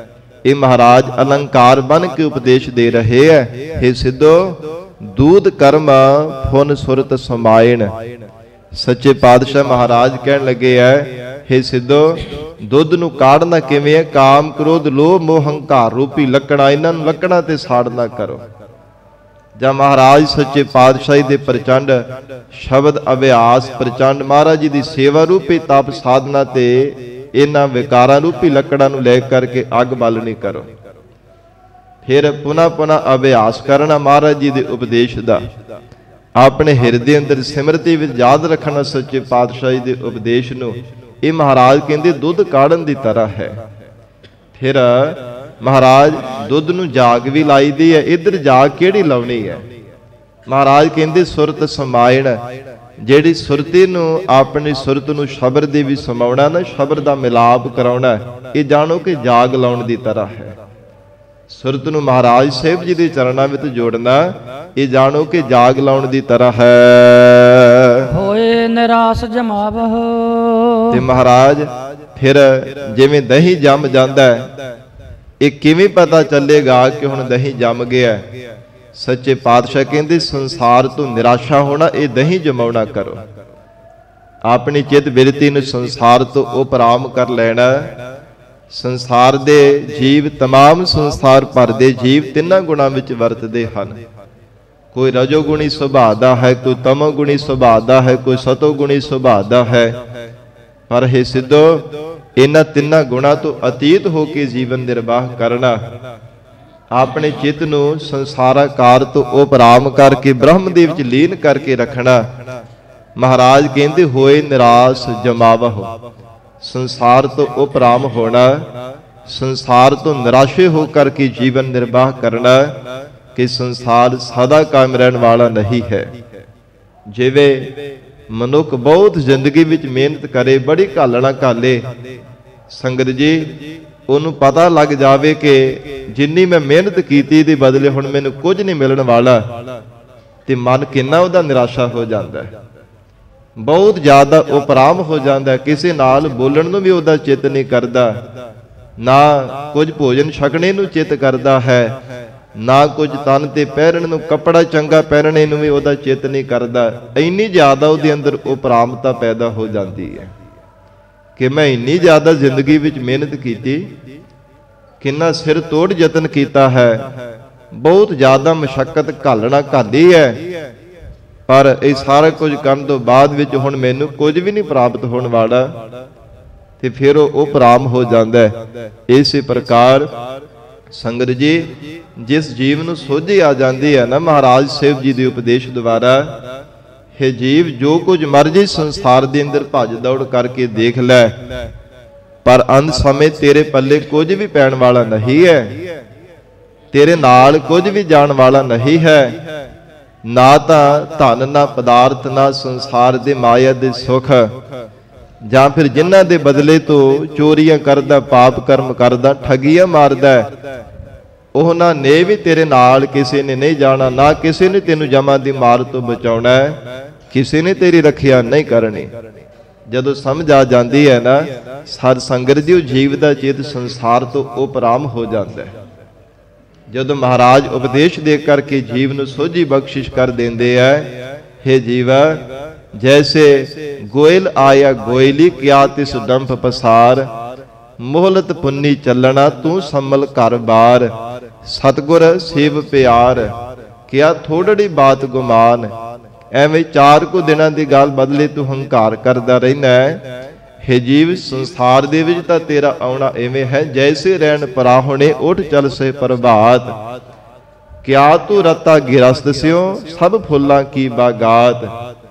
ਮਹਾਰਾਜ ਕਹਿੰਦੇ ਪ੍ਰਾਹੁਣਿਆਂ ਦੀ ਤਰ੍ਹਾਂ ਤੂੰ ਸੰਸਾਰ ਦੇ ਵਿੱਚ ਆਇਆ, ਇਹ ਸੰਸਾਰ ਤੋਂ ਬਹੁਤਾ ਸਮਾਂ ਨਹੀਂ ਇੱਥੇ ਤੂੰ ਰਹਿ ਸਕਦਾ। ਜਦੋਂ ਜੀਵ ਨੂੰ ਸੋਝੀ ਆ ਜਾਂਦੀ ਹੈ ਨਾ, ਮਹਾਰਾਜ ਕਹਿੰਦੇ ਫਿਰ ਉਪਰਾਮਤਾ ਜੀਵ ਦੇ ਅੰਦਰ ਪੈਦਾ ਹੋ ਜਾਂਦੀ ਹੈ ਕਿ ਜੇ ਵੱਡੇ ਵੱਡੇ ਰਾਜੇ, ਮਹਾਰਾਜੇ, ਚੱਕਰਵਰਤੀ, ਬਾਦਸ਼ਾਹ ਵੀ ਕੋਈ ਸੰਸਾਰ ਤੋਂ ਨਹੀਂ ਲੈ ਕਰਕੇ ਗਏ, ਤੇ ਮੈਂ ਕੀ ਸੰਸਾਰ ਤੋਂ ਲੈ ਕੇ ਚਲੇ ਜਾਣਾ। ਮਹਾਰਾਜ ਸਾਹਿਬ ਜੀ ਦੇ ਉਪਦੇਸ਼ ਦੁਆਰਾ ਸਮਝ ਪੈ ਜਾਂਦੀ ਹੈ, ਨਾਂਗੇ ਆਵਨ ਨਾਂਗੇ ਜਾਣਾ, ਕੋਈ ਨਾ ਰਹੇ ਹੈ ਰਾਜਾ ਰਾਣਾ। हे ਜੀਵਾ ਬੜੇ ਬੜੇ ਰਾਜੇ, ਰਾਣੇ, ਚੱਕਰਵਰਤੀ, ਬਾਦਸ਼ਾਹ ਵੀ ਜਿਵੇਂ ਸੰਸਾਰ ਵਿੱਚ ਆਏ ਉਵੇਂ ਹੀ ਸੰਸਾਰ ਤੋਂ ਚਲੇ ਗਏ, ਤੇ ਜੇ ਉਹ ਨਹੀਂ ਕੁਝ ਆਪਣੇ ਨਾਲ ਲੈ ਕੇ ਜਾ ਸਕੇ ਤੇ ਜੀਵ ਤੂੰ ਕੀ ਆਪਣੇ ਨਾਲ ਲੈ ਕੇ ਜਾ ਸਕੇਗਾ। ਚਿਤ ਉਪਰਾਮ ਹੋ ਜਾਂਦਾ ਹੈ। ਪੂਰਵ ਜਨਮ ਕੇ ਮਿਲੇ ਸੰਜੋਗੀ, ਅੰਤਹਿ ਕੋ ਨਾ ਸਹਾਈ। ਕਿ ਜਿਹੜੇ ਮਾਤਾ ਪਿਤਾ, ਧੀਆ ਪੁੱਤਰ, ਭੈਣ ਭਰਾ, ਸੰਬੰਧੀ ਆਦਿਕ ਹਨ, ਇਹ ਤਾਂ ਪੂਰਬਲੇ ਕਰਮਾਂ ਕਰਕੇ, ਪੂਰਬਲੇ ਜਨਮਾਂ ਦਾ ਐਸ ਜਨਮ ਦੇ ਵਿੱਚ ਹੁਣ ਸੰਜੋਗ ਬਣਿਆ ਹੋਇਆ। ਕੋਈ ਕਿਸੇ ਦਾ ਮਾਤਾ, ਕੋਈ ਪਿਤਾ, ਕੋਈ ਭੈਣ, ਕੋਈ ਭਰਾ ਬਣ ਗਿਆ, ਕੋਈ ਪੁੱਤਰ, ਕੋਈ ਧੀ ਬਣ ਗਿਆ। ਪਰ ਮਹਾਰਾਜ ਸੱਚੇ ਪਾਤਸ਼ਾਹ ਜੀ ਬਚਨ ਆਉਂਦੇ ਨੇ, ਖੇਤੀਆਂ ਕੇ ਬਾਪ, ਖੇਤੀਆਂ ਕੇ ਬੇਟੇ। ਕਿੰਨੇ ਕਿੰਨੇ ਪਤਾ ਨਹੀਂ, ਕਈ ਵਾਰ ਕਿਸੇ ਨੇ ਪਿਤਾ ਬਣਨਾ ਕੀਤਾ, ਕੋਈ ਕਿਸੇ, ਕਈ ਵਾਰ ਉਹ ਫਿਰ ਪੁੱਤਰ ਬਣਦਾ ਹੈ, ਕਦੇ ਕੋਈ ਪਿਤਾ, ਕਦੇ ਕੋਈ ਮਾਤਾ ਬਣ ਜਾਂਦਾ ਹੈ। ਪਰ ਅੰਤਿ ਕੋ ਨਾ ਸਹਾਈ, ਅੰਤ ਸਮੇਂ ਕੋਈ ਨਹੀਂ ਸਹਾਇਕ ਬਣਨ ਵਾਲਾ। ਕਿਉਂ ਨਾ ਮੈਂ ਹੁਣ ਰੱਬ ਨੂੰ ਚੇਤੇ ਕਰਿਆ ਕਰਾਂ। ਫਿਰ ਉਹ ਜੀਵ ਸੰਸਾਰ ਤੋਂ ਪਰਾਮ ਹੋ ਕੇ ਇੱਕ ਮਨ ਜਿਤ ਹੋ ਕੇ ਰੱਬੀ ਜਾਤ ਵਿੱਚ ਜੁੜ ਜਾਂਦਾ ਹੈ। ਧੰਨ ਗੁਰੂ ਨਾਨਕ ਦੇਵ ਸਾਹਿਬ ਮਹਾਰਾਜ ਹਜੂਰ ਕਹਿੰਦੇ ਹਨ, ਦੂਧ ਕਰਮ ਪੁਨ ਸੁਰਤ ਸਮਾਇਣ, ਹੋਏ ਨਿਰਾਸ ਜਮਾਵਹੁ। ਹੇ ਜੀਵਾ, ਜਦੋਂ ਸੰਸਾਰ ਤੋਂ ਪਰਾਮਤਾ ਹੋ ਜਾਂਦੀ, ਇਹ ਨਿਸ਼ਚੈ ਕਰਕੇ ਜਾਣ ਲਓ ਕਿ ਹੁਣ ਦਹੀਂ ਜੰਮ ਗਿਆ ਹੈ। ਮਹਾਰਾਜ ਜੀ ਦਾ ਜਿਹੜਾ ਉਪਦੇਸ਼ ਰੂਪੀ ਦੁੱਧ ਪ੍ਰਾਪਤ ਕੀਤਾ ਹੈ, ਮਹਾਰਾਜ ਜੀ ਦੀ ਸੇਵਾ ਰੂਪੀ ਤਪ ਸਾਧਨਾ ਦੇ ਨਾਲ ਉਸ ਨੂੰ ਕਾੜਨਾ ਕੀਤਾ, ਫਿਰ ਸੁਰਤ ਨੂੰ ਟਿਕਾਉਣ ਰੂਪੀ ਜਾਗ ਲਾਈ। ਫਿਰ ਮਹਾਰਾਜ ਕਹਿੰਦੇ ਸੰਸਾਰ ਤੋਂ ਨਿਰਾਸ਼ਤਾ ਰੂਪੀ ਦਹੀਂ ਜਮਾਉਣਾ ਕਰ ਕੀਤਾ ਹੈ। ਜਪਹੁ ਤਾ ਏਕੋ ਨਾਮਾ। ਫਿਰ ਸਿੱਧ ਮਹਾਰਾਜ ਸਾਹਿਬ ਜੀ ਨੂੰ ਕਹਿਣ ਲੱਗੇ, ਸੱਚੇ ਪਾਤਸ਼ਾਹ, ਜੋ ਕੁੱਤੇ ਤੇ ਬਿੱਲੀਆਂ ਆਦਿਕ ਉਹਨਾਂ ਤੋਂ ਪ੍ਰਤੱਖ ਫਿਰ ਦੁੱਧ ਜਾਂ ਦਹੀਂ ਨੂੰ ਬਚਾਇਆ ਜਾਂਦਾ ਹੈ ਕਿ ਕਿਤੇ ਕੋਈ ਬਿੱਲੀ ਆਦਿ ਕੁੱਤਾ ਆਦਿ ਕਿਤੇ ਦੁੱਧ ਵਿੱਚ ਆ ਕੇ ਮੂੰਹ ਨਾ ਪਾ ਦੇਵੇ, ਝੂਠਾ ਨਾ ਕਰ ਦੇਵੇ, ਜਾਂ ਕਿ ਪੀ ਨਾ ਜਾਵੇ। ਤੇ ਮਹਾਰਾਜ ਇੱਧਰ ਕਿਵੇਂ ਬਚਾ ਕੀਤਾ ਜਾ ਸਕਦਾ? ਕਿਹੜੇ ਕੁੱਤੇ ਔਰ ਕਿਹੜੇ ਬਿੱਲੀਆਂ ਹਨ? ਸੱਚੇ ਪਾਤਸ਼ਾਹ ਮਹਾਰਾਜ ਕਹਿਣ ਲੱਗੇ, ਇੱਧਰ ਲੋਭ ਰੂਪੀ ਕੁੱਤਾ ਹੈ, ਫਿਰ ਨਿੰਦਰਾ, ਵਿਕਲਪ, ਸਿਮਰਤੀ ਆਦਿਕ ਜਿਹੜੀਆਂ 5 ਬਿਰਤੀਆਂ ਰੂਪ ਮਹਾਰਾਜ ਕਹਿੰਦੇ ਬਿੱਲੀਆਂ ਹਨ। ਇਹਨਾਂ ਤੋਂ ਬਚਾਅ ਕਰਨ ਵਾਸਤੇ ਪਰਮੇਸ਼ਰ ਦਾ ਨਾਮ ਜਪਣਾ, ਤਾਂ ਮਹਾਰਾਜ ਕਹਿੰਦੇ ਬਚਾਅ ਹੋ ਸਕਦਾ ਹੈ। ਨਹੀਂ ਤਾਂ ਲੋਭ ਰੂਪੀ ਕੁੱਤਾ ਕਦੇ ਵੀ ਆ ਕੇ ਇਸ ਉਪਦੇਸ਼ ਰੂਪੀ ਦੁੱਧ ਨੂੰ ਮਹਾਰਾਜ ਕਹਿੰਦੇ ਪੀ ਸਕਦਾ ਹੈ। ਸੱਚੇ ਪਾਤਸ਼ਾਹ ਮਹਾਰਾਜ ਕਹਿਣ ਲੱਗੇ, ਜਪ ਹੋ ਤਾਂ ਏਕੋ ਨਾਮਾ। ਹੇ ਜੀਵ, ਜੇ ਜਪਣਾ ਹੈ ਤਾਂ ਇੱਕ ਪਰਮੇਸ਼ਰ ਦਾ ਨਾਮ ਜਪਣਾ ਕਰ। ਵਾਹਿਗੁਰੂ ਦਾ ਨਾਮ ਜਪਣੇ ਕਰਕੇ ਮਹਾਰਾਜ ਕਹਿੰਦੇ ਨਾ ਤੋਂ ਬਚਿਆ ਜਾ ਸਕਦਾ ਹੈ। ਅਵਰ ਨਿਰਾਫਲ ਕੰਮ। ਹੋਰ ਜਿਤਨੇ ਵੀ ਜੀਵਨ ਦੇ ਕਰਮ ਕਾਂਡ ਹਨ, ਸਾਰੇ ਨਿਸਫਲ ਹਨ। ਭਾਵੇਂ ਮਨੁੱਖ ਬਹੁਤ ਦਾਅਵੇ ਕਰਦਾ ਹੈ, ਬਾਰ-ਬਾਰ ਯਤਨ ਕਰਦਾ ਹੈ, ਜ਼ਿੰਦਗੀ ਵੀ ਯਤਨਸ਼ੀਲ ਰਹਿੰਦਾ ਹੈ ਕਿ ਆ ਵੀ ਕਰਮ ਕਰਾਂ, ਮੈਂ ਇਹ ਵੀ ਕਰਮ ਕਾਂਡ ਕਰ ਲਵਾਂ, ਆ ਵੀ ਸਾਧਨਾ ਜੀਵਨ ਵਿੱਚ ਕਰ ਲਵਾਂ, ਪਰ ਮਹਾਰਾਜ ਕਹਿੰਦੇ ਅਵਰ ਨਿਰਾਫਲ ਕੰਮ ਆ। ਹੋਰ ਜਿੰਨੇ ਵੀ ਜੀਵਨ ਦੇ ਵਿੱਚ ਕਰਮ ਕਾਂਡ ਆਦਿਕ ਸਾਧਨਾ ਹਨ, ਪਰਮੇਸ਼ਰ ਦੇ ਨਾਮ ਤੋਂ ਬਿਨਾ, ਵਾਹਿਗੁਰੂ ਦੇ ਭਜਨ ਕੀਤੇ ਤੋਂ ਬਿਨਾ ਸਾਰੇ ਦੇ ਸਾਰੇ ਨਿਸਫਲ ਹਨ। ਤਾਂ ਹੀ ਮਹਾਰਾਜ ਸਾਹਿਬ ਜੀ ਨੇ ਸੱਚੇ ਪਾਤਸ਼ਾਹ ਗੁਰੂ ਅਰਜਨ ਦੇਵ ਸਾਹਿਬ ਪਾਤਸ਼ਾਹ ਜੀ ਨੇ ਉਪਦੇਸ਼ ਦਿੱਤਾ ਹੈ ਨਾ, ਭਈ ਪ੍ਰਾਪਤ ਮਾਨੁਖ ਦੇ ਹੁਰੀਆ, ਗੋਬਿੰਦ ਮਿਲਣ ਕੀ ਇਹ ਤੇਰੀ ਬਰੀਆ, ਅਵਰ ਕਾਜ ਤੇਰਾ ਕਿਤੈ ਨਾ ਕਾਮ, ਮੇਰੇ ਸਾਧ ਸੰਗਤ ਭਜ ਕੇਵਲ ਨਾਮ। ਹੇ ਜੀਵ, ਜਿਹੜੀਆਂ ਮਨ ਮਤਾਂ ਚਾਹੇ ਅਨ ਮਤਾਂ ਭਰੇ ਸੰਸਾਰ ਦੇ ਤੂੰ ਕਰਮ ਕਾਰਜ ਕਰਦਾ ਹੈ ਨਾ, ਉਹ ਕਿਸੇ ਵੀ ਲੇਖੇ ਵਿੱਚ ਪੈਣ ਵਾਲੇ ਨਹੀਂ ਹਨ। ਜਿਹੜੇ ਕਾਰਜ ਗੁਰੂ ਨੂੰ ਭਾਉਂਦੇ ਨਹੀਂ ਹੈ, ਮਹਾਰਾਜ ਸਾਹਿਬ ਜੀ ਤੋਂ ਬੇਮੁਖ ਹੋ ਕਰਕੇ ਜਿਹੜੇ ਕਾਰਜ ਕਰਦਾ, ਉਹ ਅੰਤ ਸਮੇਂ ਤੇਰੇ ਕਿਸੇ ਵੀ ਉਹਨਾਂ ਵਿੱਚੋਂ ਤੇਰੇ ਸਹਾਇਕ ਨਹੀਂ ਬਣਦਾ। ਮਹਾਰਾਜ ਕਹਿੰਦੇ ਅਵਰ ਨਿਰਾਫਲ ਕਾਮਾ। ਹੇ ਜੀਵ, ਜਪਣਾ ਹੈ ਤੇ ਪਰਮੇਸ਼ਰ ਦਾ ਨਾਮ ਜਪ। ਹੋਰ ਕਿਸੇ ਵੀ ਸੰਸਾਰ ਦੇ ਸਾਧਨਾ ਕਰਮ ਕਾਂਡਾਂ ਨੇ ਤੇਰੀ ਰੱਖਿਆ ਨਹੀਂ ਕਰਨੀ। ਕਿਸੇ ਨੇ ਮਹਾਰਾਜ ਕਹਿੰਦੇ ਤੈਨੂੰ ਬਚਾਉਣਾ ਨਹੀਂ ਹੈ। ਰਹਾਉ ਵਿਸਰਾਮ ਦੇ ਕਰਕੇ ਹਜ਼ੂਰ ਫਰਮਾਉਂਦੇ ਹਨ, ਇਹੋ ਮਨ ਈਟੀ ਹਾਥ ਕਰਹੁ ਫੁਨ। ਸਾਧ ਸੰਗਤ ਜੀ, ਈਟੀ ਨਾਮ ਗੁੱਲੀਆਂ ਦਾ ਹੈ। ਜਿਵੇਂ ਇੱਥੇ ਮਾਤਾਵਾਂ, ਬਜ਼ੁਰਗ ਮਾਤਾਵਾਂ ਵੀ ਬੈਠੀਆਂ ਨੇ, ਆਪ ਨੂੰ ਸੰਗਤ ਜੀ ਪਤਾ ਹੋਵੇਗਾ ਕਿ ਚਾਟੀ ਵਿੱਚ ਜਿਵੇਂ ਮਧਾਣੀ ਪਾ ਕੇ ਫਿਰ ਸਾਧ ਸੰਗਤ ਜੀ ਉਹਨੂੰ ਨੇਤਰਾ ਪਾਇਆ ਜਾਂਦਾ, ਭਾਵ ਰੱਸੀ ਪਾ ਕੇ, ਤੇ 2 ਛੋਟੀਆਂ ਗੁੱਲੀਆਂ ਹੁੰਦੀਆਂ ਜਿਨ੍ਹਾਂ ਨੂੰ ਹੱਥਾਂ ਵਿੱਚ ਫੜ ਕੇ ਮਾਈਆਂ ਦੁੱਧ ਰਿੜਕਦੀਆਂ ਨੇ। ਫਿਰ ਉਹਨੂੰ ਰਿੜਕਣਾ ਪਾ ਕੇ ਉਹ ਮਹਾਰਾਜ ਰੂਪਕ ਅਲੰਕਾਰ ਬਣਾ ਕੇ ਉਪਦੇਸ਼ ਦੇ ਰਹੇ ਅੰਤਰੀ ਭਾਵ ਦੇ ਵਿੱਚ। ਸੱਚੇ ਪਾਤਸ਼ਾਹ ਕਹਿੰਦੇ ਇਹੋ ਮਨ ਈਟੀ ਹਾਥ ਕਰਹੁ ਫੁਨ। ਹੇ ਜੀਵਾ, ਜੇ ਸੱਚੇ ਪਾਤਸ਼ਾਹ ਦੇ ਉਪਦੇਸ਼ ਨੂੰ ਧਾਰਨ ਕਰਕੇ ਮਹਾਰਾਜ ਜੀ ਤੋਂ ਉਪਦੇਸ਼ ਰੂਪੀ ਦੁੱਧ ਦੀ ਪ੍ਰਾਪਤੀ ਕੀਤੀ ਹੈ, ਫਿਰ ਜੀਵਨ ਦੇ ਵਿੱਚ ਕਮਾਈ ਰੂਪ ਉਹਨੂੰ ਕਾਢਨਾ ਕੀਤਾ। ਮਹਾਰਾਜ ਕਹਿੰਦੇ ਨਾਮ ਜਪਿਆ, ਅਕਾਲ ਪੁਰਖ ਵਾਹਿਗੁਰੂ ਦਾ ਚਿੰਤਨ ਕੀਤਾ, ਤੇ ਫਿਰ ਜਦੋਂ ਦਹੀਂ ਬਣ ਜਾਂਦਾ ਤੇ ਉਹਨੂੰ ਰਿੜਕਣਾ ਪਾਉਣਾ ਕਰਦੇ ਆ।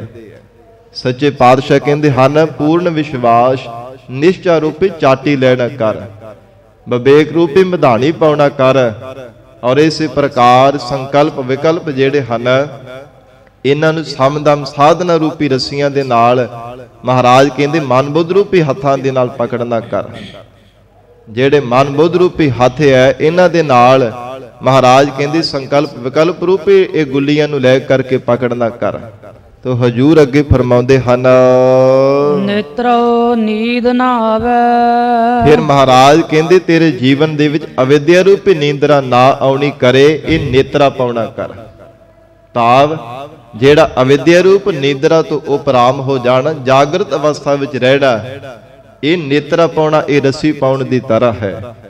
ਸੰਕਲਪ ਵਿਕਲਪਾਂ ਰੂਪੀ ਗੁੱਲੀਆਂ ਹਨ, ਸਮਦਮ ਸਾਧਨਾ ਦੇ ਨਾਲ ਸਾਧ ਸੰਗਤ ਜੀ ਇਹਨਾਂ ਨੂੰ ਚਲਾਉਣਾ, ਜਾਂ ਮਨ ਬੁੱਧ ਰੂਪੀ ਹੱਥਾਂ ਦੇ ਨਾਲ ਇਹਨਾਂ ਨੂੰ ਪਕੜ ਕਰਕੇ ਮਹਾਰਾਜ ਸੱਚੇ ਪਾਤਸ਼ਾਹ ਜੀ ਕਹਿੰਦੇ ਵਿਵੇਕ ਰੂਪੀ ਮਧਾਣੀ ਨੂੰ, ਜੋ ਸੱਚੇ ਪਾਤਸ਼ਾਹ ਕਹਿੰਦੇ ਉਪਰਾਮਤਾ ਰੂਪੀ ਦਹੀਂ ਨੂੰ ਰਿੜਕਣਾ ਹੈ, ਨਿਸ਼ਚੇ ਰੂਪ ਚਾਟੀ ਵਿੱਚ ਪਾ ਕਰਕੇ ਰਸਨਾ ਨਾਮ ਜਪੋ ਤਬ ਮਥੀਐ।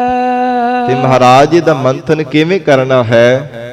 ਸਤਿਗੁਰੂ ਨਾਨਕ ਦੇਵ ਸਾਹਿਬ ਮਹਾਰਾਜ ਕਹਿੰਦੇ ਜਿਹੜਾ ਰਸਨਾ ਤੋਂ ਬਾਰ-ਬਾਰ ਨਾਮ ਜਪਣਾ ਹੈ, ਵਾਹਿਗੁਰੂ ਵਾਹਿਗੁਰੂ ਵਾਹਿਗੁਰੂ ਵਾਹਿਗੁਰੂ, ਬਾਰ-ਬਾਰ ਪਰਮੇਸ਼ਰ ਦਾ ਨਾਮ ਜਪਣਾ ਪਿਆਰ ਦੇ ਨਾਲ। ਜਿਵੇਂ ਸੰਗਤ ਜੀ, ਜੇ ਸਹਿਜ ਮੰਥਨ ਕੀਤਾ ਜਾਵੇ ਤੇ ਉਹਦੇ ਤੋਂ ਮੱਖਣ ਕੱਢਿਆ ਜਾ ਸਕਦਾ ਹੈ। ਬਹੁਤ ਜ਼ਿਆਦਾ ਤੇਜ਼ ਜੇਕਰ ਰਿੜਕਿਆ ਜਾਵੇ ਤੇ ਉਹਦੇ ਤੋਂ ਫਿਰ ਮੱਖਣ ਨਹੀਂ ਨਿਕਲਦਾ, ਸੰਗਤ ਜੀ ਵਿੱਚੇ ਘੁਲ ਜਾਂਦਾ ਹੈ। ਇਸ ਕਰਕੇ ਮਹਾਰਾਜ ਕਹਿੰਦੇ ਪਿਆਰ ਦੇ ਵਿੱਚ ਭੇਜ ਕੇ ਸਹਿਜ ਬਿਲੋਵਹੁ ਜੈਸੇ ਤਤ ਨਾ ਜਾਈ। ਮਹਾਰਾਜ ਜੀ ਨੇ ਗੁਰਬਾਣੀ ਵਿੱਚ ਵੀ ਬਚਨ ਕੀਤਾ ਕਿ ਇਸ ਢੰਗ ਦੇ ਨਾਲ ਪਿਆਰ ਵਿੱਚ ਭੇਜ ਕਰਕੇ ਅਡੋਲ ਹੋ ਕੇ ਸ਼ਾਂਤੀ ਸਹਿਤ ਹੋ ਕੇ ਰੱਬ ਨੂੰ ਚੇਤੇ ਕਰ, ਪਰਮਾਤਮਾ ਦਾ ਨਾਮ ਜਪ। ਜਿਸ ਕਰਕੇ ਮਹਾਰਾਜ ਕਹਿੰਦੇ ਵਾਹਿਗੁਰੂ ਦਾ ਸਰੂਪ ਰੂਪੀ ਤਤ ਜਿਹੜੀ ਥਿੰਧਾਈ ਹੈ, ਵਾਹਿਗੁਰੂ ਦਾ ਸਰੂਪ ਰੂਪੀ ਜਿਹੜਾ ਮੱਖਣ ਕਿਤੇ ਚਲਿਆ ਨਾ ਜਾਵੇ। ਕਈ ਵਾਰ ਸੰਗਤ ਜੀ ਬਹੁਤਾ ਵੀ ਜੀਵਨ ਵਿੱਚ ਕਾਹਲੀ ਕਰਨ ਦੇ ਨਾਲ ਮਨੁੱਖ ਆਪਣੇ ਜੀਵਨ ਤੋਂ ਕਈ ਵਾਰ ਹੱਥ ਤੋਂ ਬੈਠਦਾ ਹੈ। ਦਿਮਾਗ ਦੇ ਵਿੱਚ ਵੀ ਕਈ ਵਾਰ ਸਾਧ ਸੰਗਤ ਜੀ ਸਿਰਕ ਵਿੱਚ ਖੁਸ਼ਕੀ ਪੈ ਜਾਂਦੀ, ਦਿਮਾਗ ਹੌਲਾ ਪੈ ਜਾਂਦਾ, ਤੇ ਇਸ ਕਰਕੇ ਜੀਵਨ ਦੇ ਵਿੱਚ ਇਹ ਬੰਦਗੀ ਕਰਨ ਵਾਲੇ ਬ੍ਰਹਮ ਬੇਤਿਆਂ ਨੇ, ਜਿਨ੍ਹਾਂ ਨੇ ਆਪ ਜੀਵਨ ਦੇ ਵਿੱਚ ਪ੍ਰੈਕਟੀਕਲ ਕੀਤਾ, ਉਹ ਬਚਨ ਕਰਦੇ ਹਨ ਕਿ ਜੀਵਨ ਦੇ ਵਿੱਚ ਕੋਈ ਸਮਾਂ ਨਿਯਤ ਕਰਕੇ ਪਹਿਲਾਂ ਰੱਬ ਨੂੰ ਚੇਤੇ ਕਰਨਾ ਚਾਹੀਦਾ, ਸਹਿਜੇ ਸਹਿਜੇ ਸਮਾਂ ਵਧਾਉਣਾ ਚਾਹੀਦਾ, ਸਿਮਰਨ ਕਰਨਾ, ਪਰਮਾਤਮਾ ਦਾ ਨਾਮ ਜਪਣਾ, ਗੁਰੂ ਕੀ ਬਾਣੀ ਦਾ ਅਭਿਆਸ ਕਰਨਾ। ਜੇ ਇੱਕੋ ਵਾਰ ਹੀ ਬਹੁਤਾ ਜ਼ੋਰ ਲਾ ਕੇ ਮੁੜ ਕੇ ਬੈਠ ਜਾਵੇ ਤੇ ਮਹਾਰਾਜ ਕਹਿੰਦੇ ਉਹਦੇ ਨਾਲ ਵਾਹਿਗੁਰੂ ਦਾ ਸਰੂਪ ਰੂਪੀ ਤਤ ਥੰਧਿਆਈ ਨੂੰ ਕਦੇ ਪ੍ਰਗਟ ਨਹੀਂ ਕੀਤਾ ਜਾ ਸਕਦਾ। ਸੱਚੇ ਪਾਤਸ਼ਾਹ ਜੀ ਧੰਨ ਗੁਰੂ ਨਾਨਕ ਦੇਵ ਸਾਹਿਬ ਮਹਾਰਾਜ ਕਹਿੰਦੇ ਰਸਨਾ ਨਾਮ ਜਪੋ ਤਬ ਮਥੀਐ। ਹੇ ਜੀਵ, ਪਰਮੇਸ਼ਰ ਦਾ ਨਾਮ ਆਪਣੀ ਰਸਨਾ ਦੇ ਨਾਲ ਜਪਣਾ, ਤਾਂ ਮਹਾਰਾਜ ਕਹਿੰਦੇ ਇਹ ਮੰਥਨ ਕੀਤਾ ਜਾਵੇਗਾ। ਪ੍ਰੀਤ ਰੂਪ ਰਸਨਾ ਦੇ ਨਾਲ ਰੱਬ ਨੂੰ ਚੇਤੇ ਕਰਨ ਨਾਲ ਇਨ ਵਿਦ ਅੰਮ੍ਰਿਤ ਪਾਵਹੁ। ਇਹਨਾਂ ਵਿਦਾਂ ਦੁਆਰਾ ਹੈ ਸਿੱਧੋ ਪਰਮਾਤਮਾ ਦੇ ਨਾਮ ਅੰਮ੍ਰਿਤ ਨੂੰ, ਜਾਂ ਬ੍ਰਹਮ ਗਿਆਨ ਰੂਪੀ ਅੰਮ੍ਰਿਤ ਨੂੰ, ਜਾਂ ਵਾਹਿਗੁਰੂ ਦੇ ਸਰੂਪ ਰੂਪੀ ਜਿਹੜਾ ਅੰਮ੍ਰਿਤ ਤਤ ਹੈ, ਸਿਧਾਂਤ ਹੈ, ਮਹਾਰਾਜ ਕਹਿੰਦੇ ਇਹਨਾਂ ਵਿਦਾਂ ਦੁਆਰਾ ਪਾਇਆ ਜਾ ਸਕਦਾ ਹੈ। ਮਨ ਸੰਪਟ ਜਿਤ ਸਤ ਸਰਨਾਵਣ। ਫਿਰ ਦੂਜਾ ਸਵਾਲ ਇਹ ਕੀਤਾ ਮਹਾਰਾਜ ਸਾਹਿਬ ਜੀ ਨੂੰ, ਹੇ ਗਰੀਬ ਨਵਾਜ, ਜਿਵੇਂ ਹਿੰਦੂ ਮਤ ਦੇ ਵਿੱਚ ਜਿਹੜੇ ਪੂਜਾ ਕਰਦੇ ਹਨ, ਦੇਵਰਿਆਂ ਦੇ ਕੋਲ ਜਾ ਕਰਕੇ ਮੂਰਤੀਆਂ ਦੇ ਪਾਸ ਬੈਠ ਕਰਕੇ ਪੂਜਾ ਕੀਤੀ ਜਾਂਦੀ ਹੈ, ਫਿਰ ਤੀਰਥਾਂ ਤੇ ਜਾ ਕੇ ਇਸ਼ਨਾਨ ਕੀਤਾ ਜਾਂਦਾ ਹੈ, ਤੁਲਸੀ ਦੇ ਪੱਤੇ ਆਦਿਕ ਪੂਜਾ ਕਰਦਿਆਂ ਚੜਾਏ ਜਾਂਦੇ ਆ। ਮਹਾਰਾਜ ਇੱਧਰ ਆਪ ਕਿਰਪਾ ਕਰਕੇ ਇਸ ਪੂਜਾ ਦੇ ਪਰਥਾਏ ਦੱਸਣਾ ਕਰੋ। ਤੋ ਸਤਿਗੁਰੂ ਜੀ ਅੰਤਰੀ ਭਾਵ ਦੇ ਵਿੱਚ ਫਰਮਾਨ ਕਰਦੇ ਆ, ਮਨ ਸੰਪਟ ਜਿਤ ਸਤ ਸਰਨਾਵਣ। ਸੱਚੇ ਪਾਤਸ਼ਾਹ ਜੀ ਕਹਿੰਦੇ ਜਿਹੜੇ ਦੀਵਾਲੀਏ ਵਿੱਚ ਪਾਂਡੇ ਲੋਕ ਹੁੰਦੇ ਆ ਨਾ, ਇਹ ਜਿਹੜੀ ਪੱਥਰ ਦੀ ਮੂਰਤੀ ਹੁੰਦੀ, ਇਹਨੂੰ ਡੱਬੇ ਵਿੱਚ ਕਈ ਵਾਰ ਬੰਦ ਕਰਕੇ ਉਹਨੂੰ ਰੱਖਦੇ ਆ, ਤੇ ਮਹਾਰਾਜ ਕਹਿੰਦੇ ਮਨ ਰੂਪੀ ਡੱਬਾ ਬਣਾ ਲਓ, ਇਹਦੇ ਵਿੱਚ ਪਰਮਾਤਮਾ ਦੇ ਸਰੂਪ ਰੂਪੇ ਮੂਰਤੀ ਨੂੰ ਧਾਰਨ ਕਰਨਾ, ਬੰਦ ਕਰਕੇ ਰੱਖਣਾ, ਭਾਵ ਆਪਣੇ ਹਿਰਦਿਓਂ ਕਦੇ ਵੀ ਵਿਸਾਰਨਾ ਨਾ। ਇਹ ਮਹਾਰਾਜ ਕਹਿੰਦੇ ਸੰਪਟ ਇੱਕ ਡੱਬੇ ਦੀ ਤਰ੍ਹਾਂ ਹੈ। ਸੰਪਟ ਕਹਿੰਦੇ ਨੇ ਡੱਬੇ ਨੂੰ। ਹੇ ਜੀਵ, ਆਪਣੇ ਮਨ ਨੂੰ ਡੱਬਾ ਬਣਾ ਲੈ, ਤੇ ਪ੍ਰਮਾਤਮਾ ਦੀ ਸਰੂਪ ਰੂਪੀ ਮੂਰਤ ਨੂੰ ਇਹਦੇ ਵਿੱਚ ਧਾਰਨ ਕਰਕੇ ਰੱਖ ਲੈ। ਸੱਚੇ ਪਾਤਸ਼ਾਹ ਕਹਿਣ ਲੱਗੇ, ਮਨ ਸੰਪਟ ਜੇਤ ਸਤ ਸਰ ਨਾਵਣ। ਫਿਰ ਨਾਵਣਾ ਕੀ ਹੈ? ਸਤ ਸੰਗਤ ਰੂਪੀ ਤੀਰਥ ਤੇ ਜਾ ਕੇ ਸ਼ਰਵਣ ਮੰਨਣ ਨਿਧਿਆਸਣ, ਜੀਵਨ ਦੇ ਵਿੱਚ ਮਹਾਰਾਜ ਜੀ ਦੇ ਉਪਦੇਸ਼ ਨੂੰ ਸੁਣਨਾ, ਮੰਨਣਾ, ਕਮਾਈ ਕਰਨੀ, ਇਹ ਆਪਣੇ ਹਿਰਦੇ ਦਾ, ਆਪਣੇ ਮਨ ਦਾ ਇਸ਼ਨਾਨ ਕਰਾਉਣਾ ਕਰ।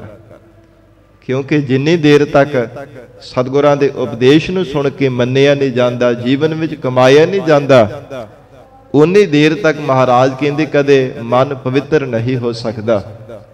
ਜਿਵੇਂ ਜਿੰਨੀ ਦੇਰ ਤੱਕ ਪ੍ਰਤੱਖ ਵੀ ਇਸ਼ਨਾਨ ਨਾ ਕੀਤਾ ਜਾਵੇ, ਤਨ ਵੀ ਅਪਵਿੱਤਰ ਮੰਨਿਆ ਜਾਂਦਾ ਹੈ। ਤਨ ਵੀ ਕਦੇ ਸਾਧ ਸੰਗਤ ਜੀ ਪਵਿੱਤਰ ਨਹੀਂ ਕਹੀਦਾ।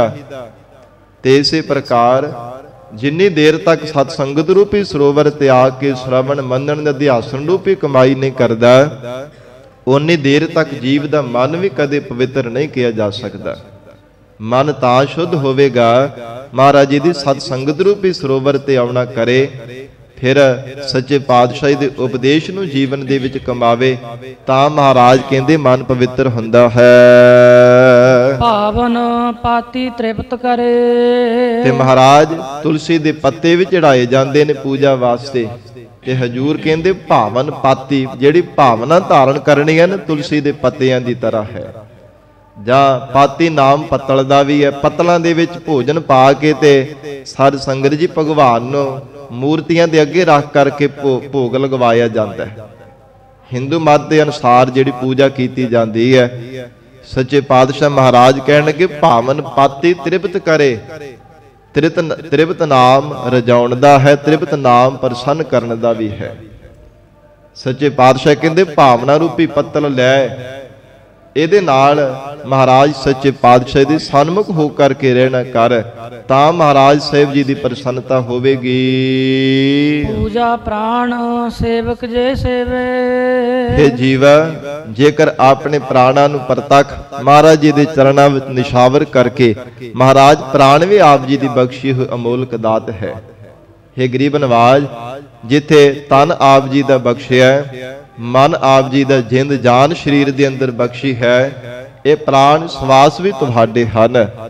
ਮਹਾਰਾਜ ਤੁਹਾਡੇ ਲੇਖੇ ਲੱਗ ਜਾਣ, ਇਦਾਂ ਦੇ ਅੰਦਰ ਨਿਮਰਤਾ ਪੈਦਾ ਹੋਵੇ, ਆਪਣੇ ਹਿਰਦੇ ਅੰਦਰ ਨਿਮਰਤਾ ਪੈਦਾ ਕਰੇ, ਪਿਆਰ ਵਿੱਚ ਭਿੱਜ ਕਰਕੇ ਮਹਾਰਾਜ ਕਹਿੰਦੇ ਸੇਵਕ ਬਣ ਕੇ ਸੇਵਾ ਕਰੇ।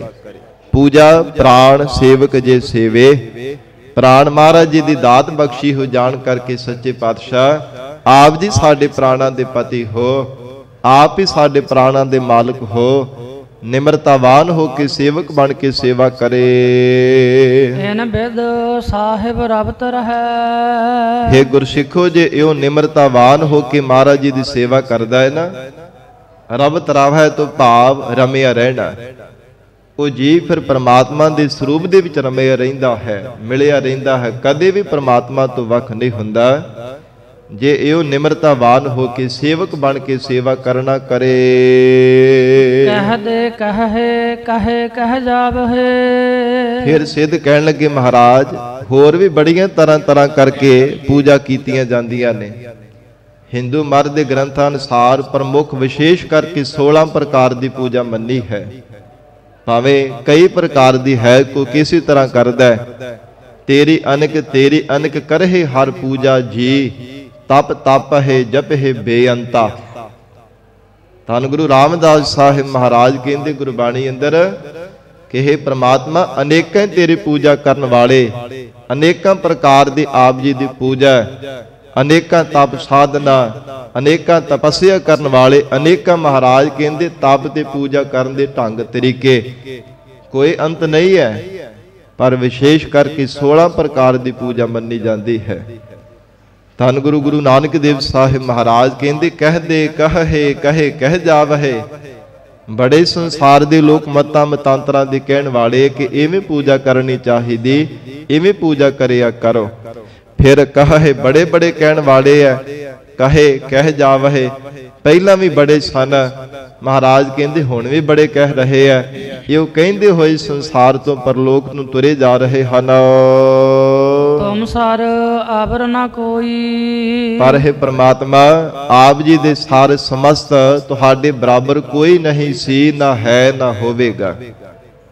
ਨਾ ਤੁਹਾਡੀ ਮਹਾਰਾਜ ਬਰਾਬਰਤਾ ਕਿਸੇ ਪੂਜਾ ਵਿੱਚ ਸੀ, ਨਾ ਹੈ ਤੇ ਨਾ ਹੋਵੇਗੀ। ਜਿੰਨੇ ਮਰਜੀ ਕੋਈ ਮਹਾਰਾਜ ਕਹਿੰਦੇ ਰੱਬ ਦੇ ਨਾਮ ਜਪਣ ਤੋਂ ਬਿਨਾਂ ਪੂਜਾ ਕਰ ਕਰਕੇ ਦੇਖ ਲਵੇ, ਪਰ ਪਰਮੇਸ਼ਰ ਦੀ ਬਰਾਬਰਤਾ ਸਮਸਤਤਾ ਨਹੀਂ ਕਦੇ ਜੀਵਨ ਵਿੱਚ ਪਾ ਸਕਦੀ। ਕਿਉਂਕਿ ਮਹਾਰਾਜ ਸਾਹਿਬ ਜੀ ਨੇ ਉਪਦੇਸ਼ ਦਿੱਤਾ ਹੈ, ਹੇ ਜੀਵਾ, ਜੇ ਪੂਜਾ ਕਰਨੀ ਹੈ ਤੇ ਰੱਬ ਦਾ ਨਾਮ ਜਪ। ਪੂਜਾ ਕੀਚੈ ਨਾਮ ਧਿਆਈਐ, ਵਿਣ ਨਾਵੈ ਪੂਜ ਨਾ ਹੋਏ। ਪੂਜਾ ਕਰਨੀ ਤੇ ਰੱਬੀ ਯਾਦ ਵਿੱਚ ਜੁੜਿਆ ਕਰ, ਪਰਮੇਸ਼ਰ ਨੂੰ ਚੇਤੇ ਕਰਿਆ ਕਰ, ਤਾਂ ਮਹਾਰਾਜ ਕਹਿੰਦੇ ਕੀਤੀ ਹੀ ਪੂਜਾ ਤੇਰੀ ਸਫਲੀ ਹੋਵੇਗੀ। ਨਹੀਂ ਤਾਂ ਅਧੂਰੀ ਰਹਿ ਜਾਣੀ ਹੈ ਜੇ ਪ੍ਰਮਾਤਮਾ ਦਾ ਨਾਮ ਨਾ ਜਪਿਆ। ਤੋ ਪਾਤਸ਼ਾਹ ਜੀ ਨੇ ਉਚਾਰਨ ਕੀਤਾ, ਤੁਮ ਸਰ ਅਵਰ ਨਾ ਕੋਈ। ਮਹਾਰਾਜ ਤੁਹਾਡੀ ਬਰਾਬਰਤਾ ਕਰਨ ਵਾਲਾ ਕੋਈ ਨਹੀਂ ਹੈ। ਭਗਤ ਹੀਣ ਨਾਨਕ ਜਨ ਜੰਪੈ। ਸੱਚੇ ਪਾਤਸ਼ਾਹ ਜੀ ਨੂੰ ਕਹਿਣ ਲੱਗੇ, ਮਹਾਰਾਜ ਤੁਸੀਂ ਤਾਂ ਪੂਜਾ ਆਪ ਕਰਦੇ ਨਹੀਂ। ਮਹਾਰਾਜ ਕਹਿਣ ਲੱਗੇ, ਭਗਤ ਹੀਣ ਨਾਨਕ ਜਨ ਜੰਪੈ। ਠੀਕ ਹੈ, ਕਹਿੰਦੇ ਅਸੀਂ ਪੂਜਾ ਤੋਂ ਹੀਣੇ ਹਾਂ। ਅਸੀਂ ਭਾਵੇਂ ਪੂਜਾ ਨਹੀਂ ਕਰਦੇ, ਜਿਹੜੀ ਪੂਜਾ ਦੇ ਬਾਰੇ ਤੁਸੀਂ ਆਖਦੇ ਹੋ। ਹਉ ਸਾਲਾਹੀ ਸੱਚਾ ਸੋਈ। ਪਰ ਅਸੀਂ ਸੱਚੇ ਅਕਾਲ ਪੁਰਖ ਪ੍ਰਮਾਤਮਾ ਨੂੰ ਸਲਾਹੁਣਾ ਕਰਦੇ ਹਾਂ। ਸੱਚੇ ਪ੍ਰਮਾਤਮਾ ਦੀ ਅਸੀਂ ਸਿਫਤਾਂ ਗਾਉਂਦੇ ਹਾਂ। ਠੀਕ ਹੈ, ਦੁਨਿਆਵੀ ਪੂਜਾ ਅਸੀਂ ਨਹੀਂ ਕਰਦੇ, ਪਰ ਅਕਾਲ ਪੁਰਖ ਵਾਹਿਗੁਰੂ ਪ੍ਰਮਾਤਮਾ ਦੀ ਸਿਫਤਾਂ ਅਸੀਂ ਕਰਦੇ ਹਾਂ, ਜਿਹੜੀਆਂ ਸਿਫਤਾਂ ਗਾਉਣ ਦੇ ਨਾਲ, ਰੱਬੀ ਜਸ ਗਾਉਣੇ ਨਾਲ ਸਾਰੇ ਜੀਵਨ ਦੇ ਕਮਾਏ ਹੋਏ ਕਰਮ ਧਰਮ ਸਫਲੇ ਹੋ ਜਾਂਦੇ ਨੇ। ਮਹਾਰਾਜ ਸੱਚੇ ਪਾਤਸ਼ਾਹ ਜੀ ਕਹਿਣਗੇ, ਅਸੀਂ ਉਹ ਸੱਚੇ ਪ੍ਰਮਾਤਮਾ ਦੀਆਂ ਸਿਫਤਾਂ ਕਰਦੇ ਹਾਂ। ਸੂਹੀ ਮਹੱਲਾ ਪਹਿਲਾ ਘਰ ਦੂਜਾ। ਹੁਣ ਗਰੀਬ ਨਵਾਜ਼ ਸਤਿਗੁਰੂ ਜੀ ਦੂਸਰੇ ਘਰ ਸੁਰਤਾਲ ਦੇ ਅੰਦਰ ਉਪਦੇਸ਼ ਦਿੰਦੇ ਆ। ਜਦੋਂ ਇਹ ਸ਼ਬਦ ਉਚਾਰਨ ਕਰਕੇ ਮਹਾਰਾਜ ਸਾਹਿਬ ਜੀ ਨੇ ਉਪਦੇਸ਼ ਦਿੱਤਾ ਤੇ ਸਿੱਧਾ ਨੇ ਫਿਰ ਮਹਾਰਾਜ ਸਾਹਿਬ ਜੀ ਦੇ ਚਰਨਾਂ ਤੇ ਸੀਸ ਰੱਖਿਆ, ਹੱਥ ਜੋੜ ਕੇ ਬੇਨਤੀ ਕਰਨ ਲੱਗੇ, ਮਹਾਰਾਜ ਮਨ ਨਹੀਂ ਸਾਡਾ ਟਿਕਦਾ, ਸਾਡਾ ਮਨ ਮਹਾਰਾਜ ਟਿਕਦਾ ਨਹੀਂ। ਬਹੁਤ ਅਸੀਂ ਯਤਨ ਕਰਦੇ ਹਾਂ, ਇਹ ਭਟਕਦਾ ਰਹਿੰਦਾ ਹੈ, ਕਦੇ ਕਿਸੇ ਪਾਸੇ ਕਦੇ ਕਿਸੇ ਪਾਸੇ ਭੱਜ ਦੌੜ ਕਰਦਾ ਰਹਿੰਦਾ ਹੈ। ਮਹਾਰਾਜ ਕਿਰਪਾ ਕਰੋ, ਉਪਦੇਸ਼ ਦੇਵੋ ਜਿਸ ਕਰਕੇ ਸਾਡੇ ਮਨ ਦੀ ਇਕਾਗਰਤਾ ਬਣ ਸਕੇ। ਮਨ ਨੂੰ ਕਿਵੇਂ ਟਿਕਾਇਆ ਜਾ ਸਕਦਾ ਹੈ? ਤੋ ਹਜੂਰ ਸਿੱਧਾਂ ਦੀ ਬੇਨਤੀ ਕਰਨੇ ਤੇ ਦੂਸਰੇ ਘਰ ਸੁਰਤਾਲ ਦੇ ਅੰਦਰ ਉਚਾਰਨ ਕਰਦੇ ਹਨ, ਇੱਕ ਓੰਕਾਰ ਸਤਿਗੁਰ ਪ੍ਰਸਾਦ। ਇੱਕ ਅਦਵੈਤ ਸਰੂਪ ਹੈ ਓੰਕਾਰ, ਸਰਬ ਦਾ ਪ੍ਰਕਾਸ਼ਕ ਹੈ। ਸਤਿਗੁਰੂ ਜੀ ਦੀ ਕਿਰਪਾ ਦੁਆਰਾ ਪਰਮੇਸ਼ਰ ਮਿਲਦਾ ਹੈ। ਅੰਤਰ ਵਸੈ ਨਾ ਬਾਹਰ ਜਾਏ। ਇਹ ਜੋ ਸ਼ਬਦ ਦਾ ਅਰਥ ਹੈ, ਰਹਾਉ ਦੀਆਂ ਪੰਕਤੀਆਂ ਤੋਂ ਪ੍ਰਾਰੰਭ ਹੁੰਦਾ ਹੈ। ਐਸਾ ਗਿਆਨ ਜਪਹੁ ਮਨ ਮੇਰੇ, ਹੋਵਹੁ ਚਾਕਰ ਸਾਚੇ ਕੇਰੇ। ਰਹਾਉ ਦੀਆਂ ਪੰਕਤੀਆਂ ਤੋਂ ਸ਼ਬਦ ਦਾ ਸਾਰ ਸੰਗਤ ਜੀ ਅਰਥ ਸ਼ੁਰੂ ਹੁੰਦਾ ਹੈ ਕਿ ਜੀਵਨ ਦੇ ਅੰਦਰ ਹੈ ਜੀਵ, ਜੇਕਰ ਤੂੰ ਆਪਣੇ ਚਿੱਤ ਨੂੰ ਇਕਾਗਰ ਕਰਨਾ ਚਾਹੁੰਦਾ, ਮਨ ਨੂੰ ਟਿਕਾਉਣਾ ਚਾਹੁੰਦਾ ਹੈ ਨਾ, ਮਹਾਰਾਜ ਸੱਚੇ ਪਾਤਸ਼ਾਹ ਕਹਿੰਦੇ ਐਸਾ ਗਿਆਨ ਜਪਹੁ ਮਨ ਮੇਰੇ। ਪਰਮੇਸ਼ਰ ਦੀ ਪ੍ਰਾਪਤੀ ਦਾ ਪਹਿਲਾਂ ਮਹਾਰਾਜ ਸਾਹਿਬ ਜੀ ਤੋਂ ਗਿਆਨ ਪ੍ਰਾਪਤ ਕਰ। ਮਹਾਰਾਜ ਸਾਹਿਬ ਜੀ ਤੋਂ ਉਪਦੇਸ਼ ਦੀ ਦਾਤ ਲੈ ਕੇ ਸਤਿਗੁਰਾਂ ਤੋਂ ਬਖਸ਼ੇ ਹੋਏ ਉਪਦੇਸ਼ ਦੁਆਰਾ ਅਕਾਲ ਪੁਰਖ ਵਾਹਿਗੁਰੂ ਜੀ ਦਾ ਨਾਮ ਜਪਣਾ ਕਰ। ਤੇ ਫਿਰ ਮਹਾਰਾਜ ਕਹਿੰਦੇ ਹੋਵਹੁ ਚਾਕਰ ਸਾਚੇ ਕੇਰੇ। ਦੁਨੀਆ ਦੀ ਚਾਕਰੀ ਛੱਡ ਕੇ ਰੱਬ ਦੀ ਚਾਕਰੀ ਕਰ, ਪਰਮਾਤਮਾ ਦੇ ਘਰ ਦਾ ਚਾਕਰ ਬਣ। ਨਿਮਰਤਾਵਾਨ ਹੋ ਕੇ ਮਹਾਰਾਜ ਸਾਹਿਬ ਜੀ ਦੇ ਘਰ ਦੀ ਸੇਵਾ ਕਰ, ਤਾਂ ਮਹਾਰਾਜ ਕਹਿੰਦੇ ਤੇਰੇ ਚਿੱਤ ਦੀ ਇਕਾਗਰਤਾ ਹੋਵੇਗੀ, ਤਾਂ ਮਨ ਨੂੰ ਟਿਕਾ ਕੇ ਜੀਵਨ ਸਫਲਾ ਹੋ ਸਕੇਗਾ। ਇਹ ਪਹਿਲਾ ਇਹ ਪੰਕਤੀਆਂ ਤੋਂ ਸ਼ਬਦ ਦੀ ਪ੍ਰਾਰੰਭਤਾ ਜੋ ਅਰਥਾਂ ਦੀ ਆਰੰਭਤਾ ਹੁੰਦੀ ਹੈ, ਤਾਂ ਫਿਰ ਮਹਾਰਾਜ ਸਾਹਿਬ ਜੀ ਦੇ ਉਪਦੇਸ਼ ਦੀ ਸਮਝ ਪੈਂਦੀ ਹੈ। ਤੋ ਹਜੂਰ ਫਰਮਾਉਂਦੇ ਹਨ, ਅੰਤਰ ਵਸੈ ਨਾ ਬਾਹਰ ਜਾਏ। ਜਦੋਂ ਇਹ ਜੀਵ ਮਹਾਰਾਜ ਸਾਹਿਬ ਜੀ ਤੋਂ ਗਿਆਨ ਦੀ ਪ੍ਰਾਪਤੀ ਕਰ ਲੈਂਦਾ ਹੈ, ਇਹ ਮਨ ਬਾਹਰ ਦੀ ਭਟਕਣਾ ਛੱਡ ਕੇ ਅੰਤਰ ਆਤਮੇ ਵਸ ਜਾਂਦਾ। ਭਾਵ ਇਹ ਜੀਵ ਆਪਣੇ ਚਿੱਤ ਬਿਰਤੀ ਨੂੰ ਅੰਤਰਮੁਖੀ ਕਰ ਲੈਂਦਾ। ਜਿਹੜੀ ਬਿਰਤੀ ਬਾਹਰ ਮੁਖੀ ਹੋ ਕਰਕੇ ਬਾਰ-ਬਾਰ ਭਟਕਦੀ ਰਹਿੰਦੀ ਹੈ, ਬਾਰ-ਬਾਰ ਠੋਕਰਾਂ ਖਾਂਦੀ ਰਹਿੰਦੀ ਹੈ, ਫਿਰ ਚਿੱਤ ਬਿਰਤੀ ਨੂੰ ਅੰਤਰਮੁਖੀ ਕਰਕੇ ਰੱਖਦਾ। ਜਦੋਂ ਅੰਤਰਮੁਖੀ ਕਰਦਾ ਫਿਰ ਅਕਾਲ ਪੁਰਖ ਵਾਹਿਗੁਰੂ ਜੀ ਦਾ ਸਰੂਪ ਨਜ਼ਰ ਆਉਂਦਾ ਕਿ ਜਿਸ ਨੂੰ ਬਾਹਰ ਭਾਲਣ ਦੇ ਵਿੱਚ ਲੱਗਾ ਉਹ ਤਾਂ ਮੇਰੇ ਅੰਦਰ ਹੀ ਜੋਤ ਰੂਪ ਹੋ ਕੇ ਪ੍ਰਕਾਸ਼ ਕਰਦਾ ਪਿਆ। ਮਹਾਰਾਜ ਕਹਿੰਦੇ ਫਿਰ ਇਹ ਮਨ ਕਦੇ ਵੀ ਬਾਹਰ ਦੀ ਭਟਕਣਾ ਵਿੱਚ ਨਹੀਂ ਪੈ ਕੇ ਬਾਰ-ਬਾਰ ਭਟਕਦਾ, ਅੰਤਰ ਵਸੈ ਨਾ ਬਾਹਰ ਜਾਏ। ਜਦੋਂ ਜੀਵ ਦਾ ਹਿਰਦਾ ਅੰਤਰਮੁਖ ਹੋ ਜਾਂਦਾ ਫਿਰ ਕਦੇ ਬਾਹਰ ਨਹੀਂ ਜਾਣਾ ਕਰਦਾ। ਮਹਾਰਾਜ ਸੱਚੇ ਪਾਤਸ਼ਾਹੀ ਦਾ ਗੁਰਬਾਣੀ ਵਿੱਚ ਵਚਨ ਆਉਂਦਾ ਨਾ, ਮੇਰਾ ਚਿੱਤ ਨਾ ਚੱਲੈ ਮਨ ਭਾਇਓ ਪੰਗ। ਪੰਗ ਕਹਿੰਦੇ ਪਿੰਗਲੇ ਨੂੰ। ਜਿਵੇਂ ਪਿੰਗਲਾ ਮਨੁੱਖ ਸੰਗਤ ਜੀ ਤੁਰ ਕੇ ਨਹੀਂ ਨਾ ਜਾਂਦਾ, ਜਿੱਥੇ ਬਿਠਾ ਦੋ ਉੱਥੇ ਬੈਠਾ ਰਹਿੰਦਾ। ਏਦਾਂ ਮਹਾਰਾਜ ਕਹਿੰਦੇ ਮਨ ਦੇ ਸੰਕਲਪ ਤੇ ਵਿਕਲਪ ਦੋ ਪੈਰ ਹੈ, ਇਹ ਪੈਰ ਥੱਕਦੇ ਵੀ ਨਹੀਂ ਹੈ। ਪ੍ਰਤੱਖ ਤੇ ਬੰਦੇ ਦੇ ਪੈਰ ਥੱਕ ਜਾਂਦੇ, ਕਹਿੰਦਾ ਥਕਾਵਟ ਹੋ ਕੇ ਬਹਿ ਜਾਂਦਾ, ਪਰ ਸੰਕਲਪ ਤੇ ਵਿਕਲਪ ਦੋ ਇਹ ਮਨ ਦੇ ਸਾਧ ਸੰਗਤ ਜੀ ਪੈਰ ਹਨ, ਇਹ ਕਦੇ ਨਹੀਂ ਥੱਕਦੇ। ਕਦੇ ਕੋਈ ਸੰਕਲਪ ਉਠਾਉਂਦਾ, ਕਦੇ ਕੋਈ ਵਿਕਲਪ ਮੰਦੇ ਫੁਰਨੇ ਮਨ ਵਿੱਚ ਉਠਾਉਂਦਾ ਰਹਿੰਦਾ। ਜ਼ਿੰਦਗੀ ਭਰ ਭਾਵੇਂ ਇਹਨਾਂ ਸੰਕਲਪਾਂ ਵਿਕਲਪਾਂ ਰੂਪੀ ਪੈਰਾਂ ਦੇ ਨਾਲ ਭੱਜਾ ਫਿਰੇ, ਨਹੀਂ ਕਦੇ ਵੀ ਥੱਕਦਾ। ਪਰ ਮਹਾਰਾਜ ਸੱਚੇ ਪਾਤਸ਼ਾਹ ਹਜੂਰ ਕਹਿੰਦੇ ਜਦੋਂ ਸੰਕਲਪ ਤੇ ਵਿਕਲਪਾਂ ਦੇ ਪੈਰਾਂ ਤੋਂ ਰਹਿਤ ਹੋ ਜਾਂਦਾ ਇਹ ਮਨ ਪਿੰਗਲਾ ਹੋ ਜਾਂਦਾ। ਮਹਾਰਾਜ ਸੱਚੇ ਪਾਤਸ਼ਾਹ ਕਹਿੰਦੇ ਫਿਰ ਇਹਦੇ ਤੋਂ ਤੁਰਿਆ ਨਹੀਂ ਜਾਂਦਾ, ਫਿਰ ਹਿਰਦੇ ਰੂਪ ਘਰ ਦੇ ਵਿੱਚ ਟਿਕਿਆ ਰਹਿੰਦਾ। ਜਿੱਥੇ ਬਿਠਾ ਤਾਂ ਮਹਾਰਾਜ ਨੇ ਉੱਥੇ ਬੈਠਾ ਰਹਿੰਦਾ। ਇਦਾਂ ਦੀ ਇਸ ਮਨ ਦੀ ਹਾਲਤ ਹੈ। ਤੋ ਹਜੂਰ ਕਹਿੰਦੇ ਅੰਤਰ ਵਸੈ ਨਾ ਬਾਹਰ ਜਾਏ। ਪਰ ਪਹਿਲਾਂ ਸਤਿਗੁਰਾਂ ਤੋਂ ਉਪਦੇਸ਼ ਲੈ ਕੇ ਪਰਮੇਸ਼ਰ ਦਾ ਨਾਮ ਜਪਣਾ ਪੈਣਾ, ਰੱਬ ਦੇ ਚਾਕਰ ਬਣਨਾ ਪੈਣਾ, ਤਾਂ ਮਹਾਰਾਜ ਕਹਿੰਦੇ ਮਨ ਨੂੰ ਪਿੰਗਲਾ ਕੀਤਾ ਜਾ ਸਕਦਾ ਹੈ।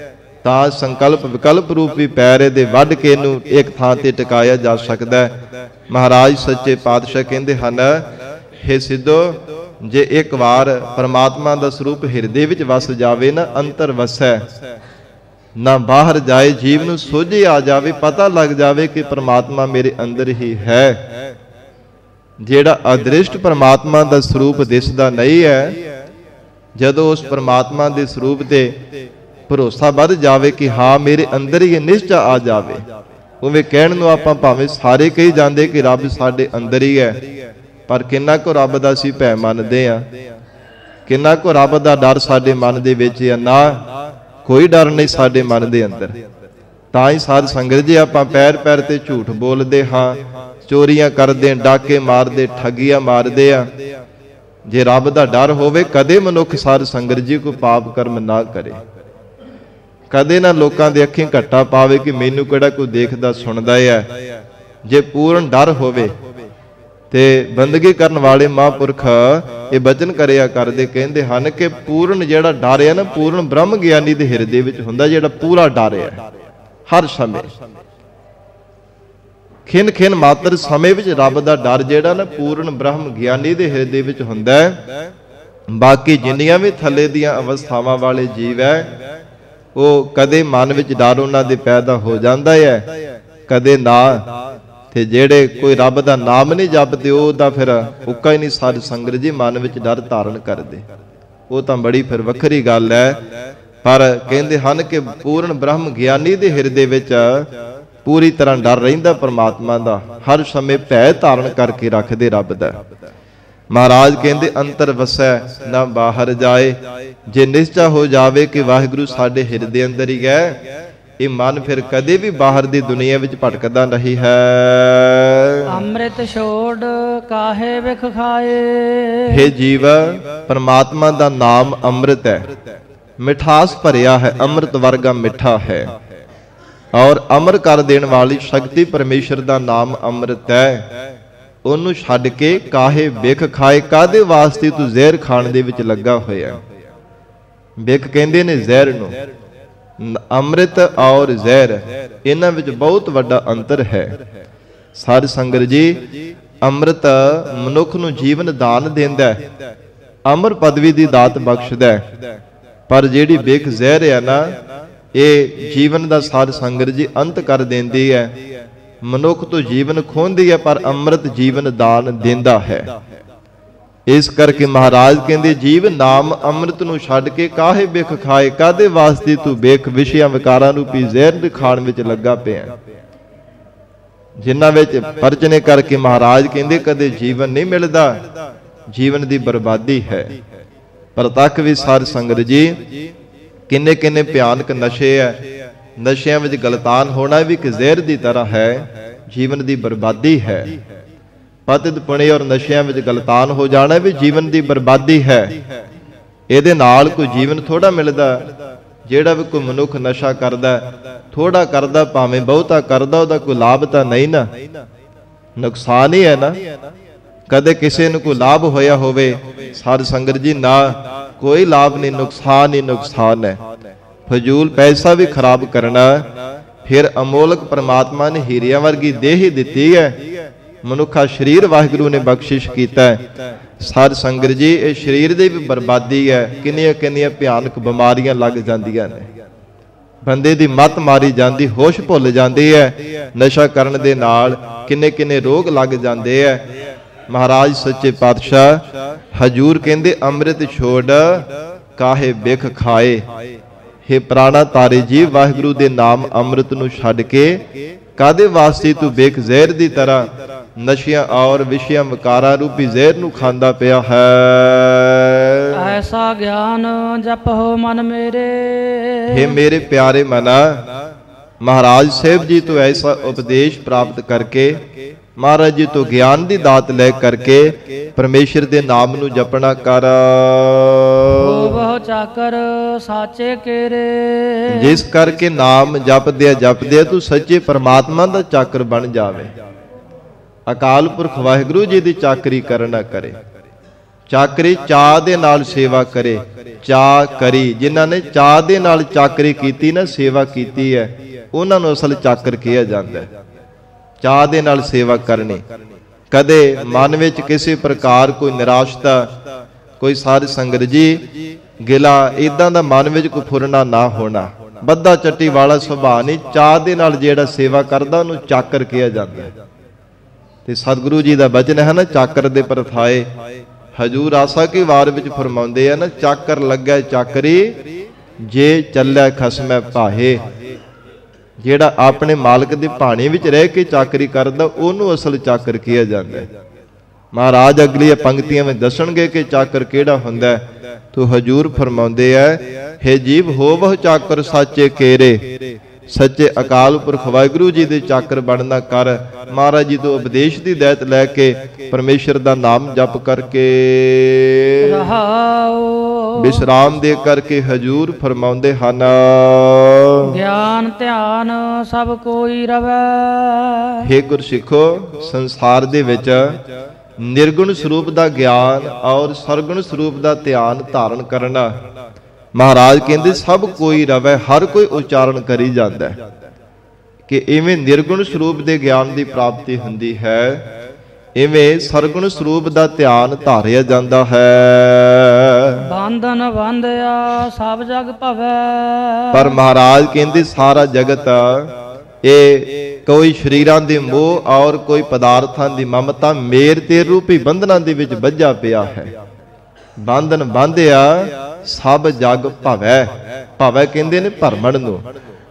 ਭਰਮਾਂ ਦਾ ਸ਼ਿਕਾਰ ਹੋ ਕਰਕੇ ਜਗਤ ਭਰਮਦਾ ਪਿਆ ਹੈ। ਜੀਵਨ ਦੇ ਵਿੱਚ ਆਪ ਕਮਾਈ ਨਹੀਂ ਕਰਦਾ, ਮਹਾਰਾਜ ਸਾਹਿਬ ਜੀ ਦੇ ਉਪਦੇਸ਼ ਨੂੰ ਸਤ ਕਰਕੇ ਧਾਰਨ ਨਹੀਂ ਕਰਦਾ, ਇਸ ਕਰਕੇ ਬੰਧਨ ਬੰਧਿਆ ਸਭ ਜਗ ਭਵੈ। ਇਹ ਸਾਰਾ ਜਗਤ ਮਹਾਰਾਜ ਕਹਿੰਦੇ ਭਰਮਦਾ ਫਿਰਦਾ ਹੈ।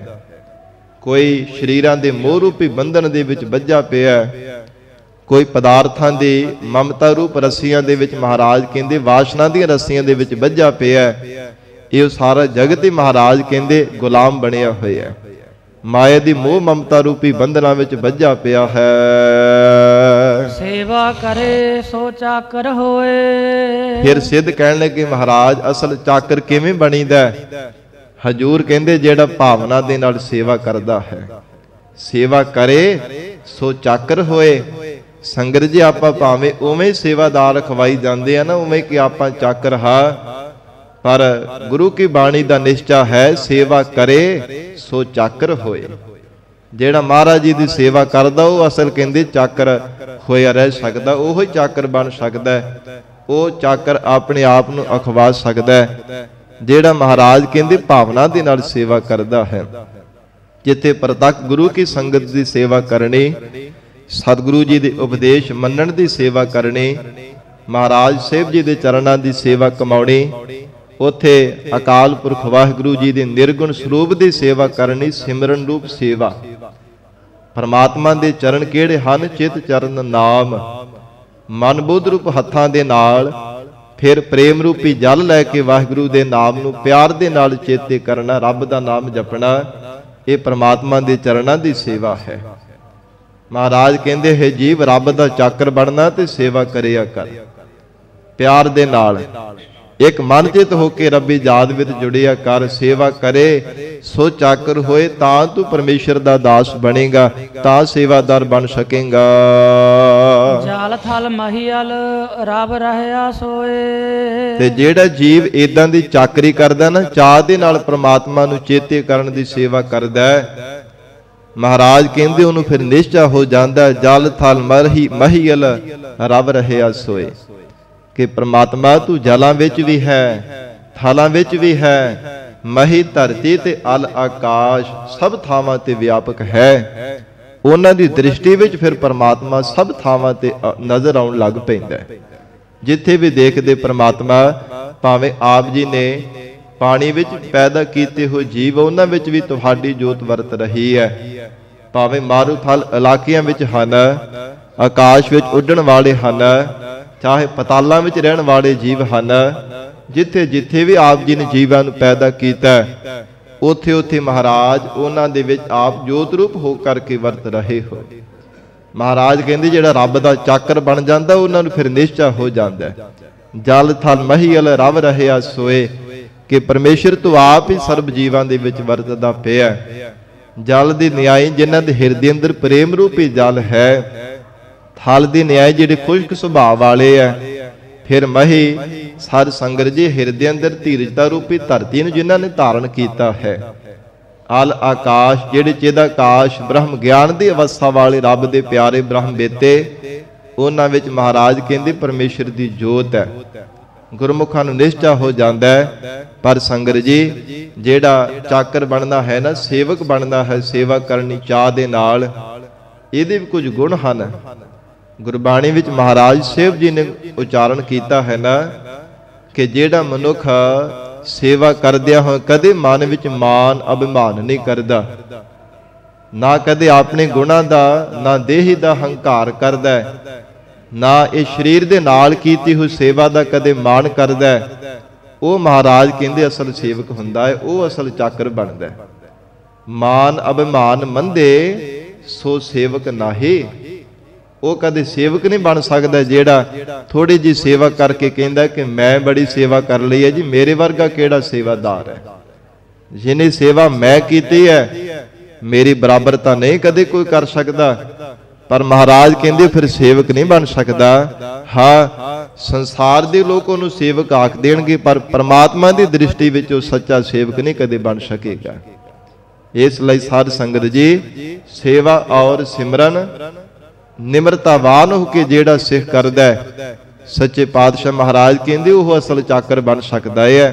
ते फिर ओनू परमात्मा ऐसी अमृतमय दिव्य दृष्टि की दात बख्शिश कर देंदा है, ऐसी विचार की निगाह परमात्मा दे देंदा है कि जिथे भी देखदा है उथे परमात्मा ही सब थावां ते ओनू नजर आउंदा है।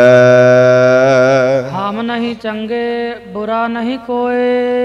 सिद्धा ने फिर एक होर बेनती की महाराज साहिब जी दे चरणों में, गरीब नवाज सच्चे पातशाह जीवन दे विच किवें भव सागर तो तरना होवे। महाराज कहंदे ये निश्चय करके अपने जीवन विच धारण कर लो, हम नहीं चंगे बुरा नहीं कोई।